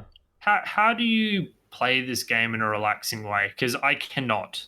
The moment I have a second town or I get up to 3 or 4 heroes, I am no longer relaxed. I need to start micromanaging all of those units optimally, and I cannot just sit back and waste movement points.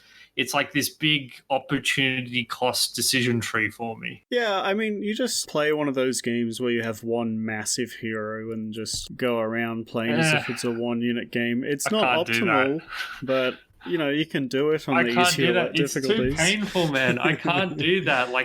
I can't, like, maybe on day one I could do that, but now that I've got a better grasp on how to play. You're telling me that you never just laid back in your chair and clicked and mashed next turn and just moved from resource to resource, going back, maybe having one unit to fetch units for you? That's what I do after I've won the map, when I've conquered 75% of the territory. That's when I start to get lazy.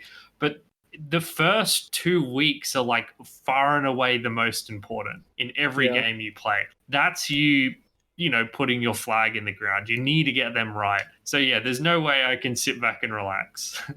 There was this one mission in the campaign that once I'd taken every city, it's the one where there's the big overground sea and the big underground area. Yep. I don't know if you had this problem, but no matter how many towns I took, the enemy kept shooting little heroes out around me, or because there's so many ways they can get around you in this map. Yeah. And taking back a town. So it took me ages to plug every hole. And then once I'd finally plugged every hole, the enemy big bad in his major town had 400 of every single unit. So I basically plugged every hole and then mashed next turn for like 3 months of me not doing anything until I had him, like 1,000 of every unit and just killed him with quick combat. The most difficult one for me was that mission with like the 3-month time limit.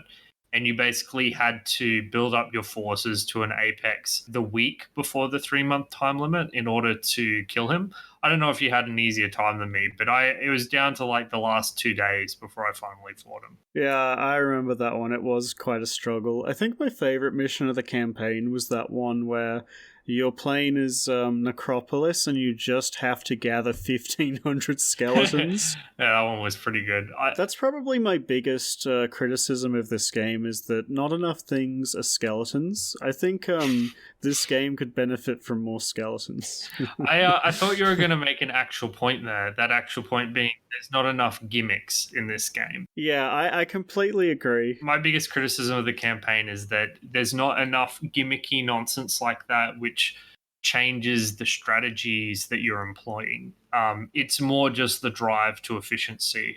I mean, one of the things that StarCraft 2 does so well as a single player experience is that each and every mission has something super interesting that changes the way you play the game. Like you control the big laser drill, or there's a sun, there's a ring of fire that's going around the earth. There's always something which is affecting how you play. I just didn't get that enough playing the Heroes. Yeah, Heroes has none of that. And honestly, if somebody just started playing this game, they probably have the same learning curve if they just played randomly generated maps as they played the campaign. Probably, Honestly, you know, I think just ignoring the campaign completely is probably a perfectly fine way to approach it. Up to you, though.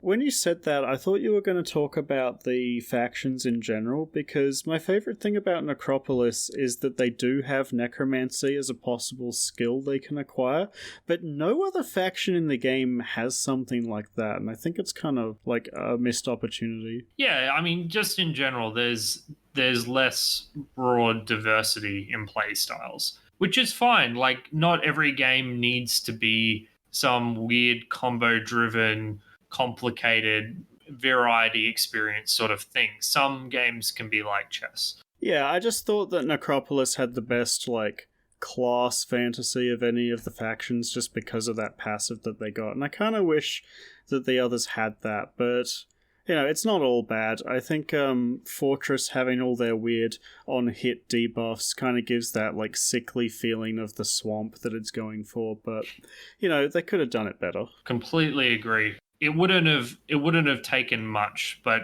if they just added a little bit more characterization through gameplay to these factions, I think I would have enjoyed it more. Yeah, so I guess we've been rambling on for a long while now, and I think we've pretty much reached the end of our notes, right? So did you want to give your final thoughts, Patrick?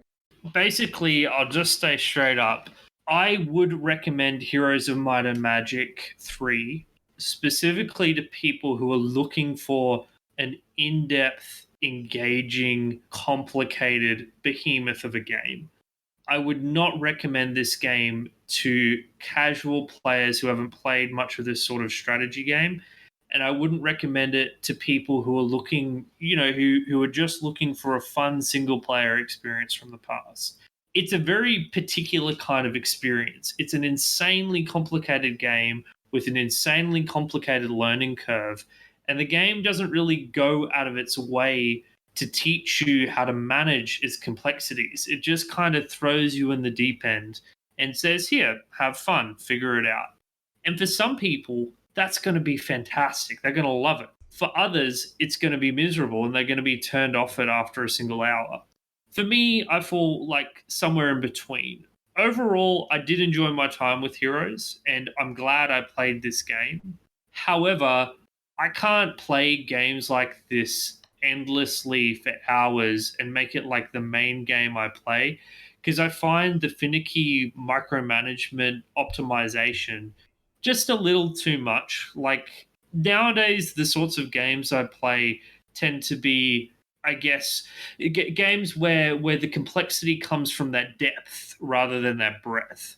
And I think Heroes demanding that you make thousands and thousands of correct decisions was just a little overwhelming for me. It's a very good game, but it's also completely unforgiving in terms of its complexity.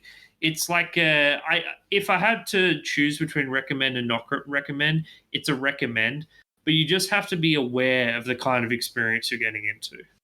So, I'm the kind of person that just spends all his spare time on his phone or his computer looking for new information to absorb. Like, the games that I play are like Path of Exile, Dota, Magic the Gathering, just things that have this huge burden of knowledge where to play the game anywhere near an optimal level, you have to study and play for hours and hours and hours in order to learn all sorts of little tedious bits of information. And because of that, this is definitely the kind of game for me, right? Like, I love that kind of thing, and because of that, Heroes of Might and Magic 3 was a game that, as I kept playing it, I got more and more and more invested in, to the point where I was like, usually by the end of playing a game for the podcast, I will be pretty over it, honestly. Even if I enjoyed the game, I'll be looking for the next game I want to play. With Heroes of Might and Magic 3, I just kept booting up game after game to keep trying to optimize every single bit of every turn, like trying to get the most efficiency out of everything. Like, I really enjoyed that. I really enjoyed learning each of the factions, what they were good at and what they were bad at, and I found it to be an utterly absorbing experience where I was just one more turn, just 7 more days, just another month. I just kept playing it and playing it and playing it, and I really enjoyed that. I think Heroes of Might and Magic 3, from a gameplay perspective, absolutely holds up against a lot of the modern-day titans of strategy RPG. And, the graphics are fine, the sound's fine, but that's ultimately not what you're really here for. I completely agree with Patrick and that this game probably isn't going to be for everyone, but I do think he's overstating it a bit. I think at a very base level there is some fun to be had here, and it's not that complex until you want it to be, right? Like, you can play this game without diving into all the intricacies for a long time, I think. And because of that, honestly, I would absolutely recommend Heroes of Might and Magic 3. I think it's a fantastic game that I'm surprised I haven't played up until now, so I'm really glad we got to play it this week. So it's a very good game. It's just, you got to be prepared to get into this behemoth, and I reject this idea that you can engage with this game properly as a casual player. I don't think that's true. Well, we both think it's a good game. Yeah, agreed. Whew. So that was Heroes of Might and Magic 3 at a fresh 2 hours or so, which is one of our longer episodes, and I'm going to wake up tomorrow absolutely dreading opening up the editing software, so that'll be fun. Thank you so much, everyone, for listening to us gab on about Heroes. It was a very interesting experience and one that I've been wanting to talk about for a long time. We are the Spectives podcast. You can find all of our content at the website rspodcast.net. We've got all of our podcasts. We've got about 30 now on all the wide variety of games from the 90s and early 2000s. And we've also got heaps of articles that you can read, most of which relate to those games. Most importantly, we would love, if you've enjoyed this episode, to come and join our Discord to continue the discussion, because the reason we do this podcast is so that we can talk and argue about video games. And we'd love if you could come along and share your opinions about Heroes or even modern titles so that we can continue the discussion in a more casual way. Yeah, Discord's great. It's definitely my one of my favorite parts about doing this show is all the discussion that happens after each episode. We have all sorts of chats on there, from gaming discussion, off topic in anime, a lot of that. And if you've got a question about anything we've spoken about today, just come on down and ask us the question in a mailbag, and then we'll answer it on the next episode for you. We'd love to do that. Any game recommendations for us to play? This was a game recommendation episode, actually. Definitely open to doing that. And I, this week, had started playing Disgaea 1 on my own and talking about it with everybody who'd recommended it to me on the Discord as part of a kind of like ongoing discussion that we wanted to do. I don't believe I will ever play that game in my entire life. I don't think you will either. JRPGs don't agree with me. Yeah, well, basically we didn't have enough time to do them for the show, so I had to find a way to get some RPG discussion in the Discord somehow. So yeah, it's a lot of fun. Come on down, chill out, talk about whatever the hell you want, honestly. It's a bit of a party, so really enjoying it so far. So that about wraps this episode up. Thank you once again, everyone, for listening. Before we sign off, Jimmy, what are we doing next fortnight? What game are you going to subject me to now? Well, it's just one recommendation game after another, and next week we're going to be playing a game recommended by a user whose name I can't remember. And I went to look it up, but Patrick was rearranging the channels on Discord and accidentally, quote-unquote, deleted the general chat channel, so I can't scroll back and find who recommended us to play Crystalis. But thank you to whoever it was, because I've been trying to find, as I said before, more RPGs for us to play, because both of us work, well, I work full-time and Patrick works all the time as well, so finding time to play longer games is hard, and RPGs are always long. There's like 3 that are under 30 hours, so I was very glad to be recommended an RPG that we can play in such a short time frame. And one that I've heard has a fantastic story, which I'm sure Patrick will love dissecting next fortnight. Yeah, well, I hate most RPGs and I hate JRPGs, so I'm sure I'll be absolutely miserable. But that's the whole point of this show, to expose the other person to miserable gaming experiences. It's to make Patrick specifically miserable. That's why we started this show. All right, from now on, first-person shooters only. Next 20 episodes. Oh my god. You were going to do that anyway, let's be honest. That is true, yeah. So thank you everyone for listening. We'll catch you in a fortnight. Adios. See ya.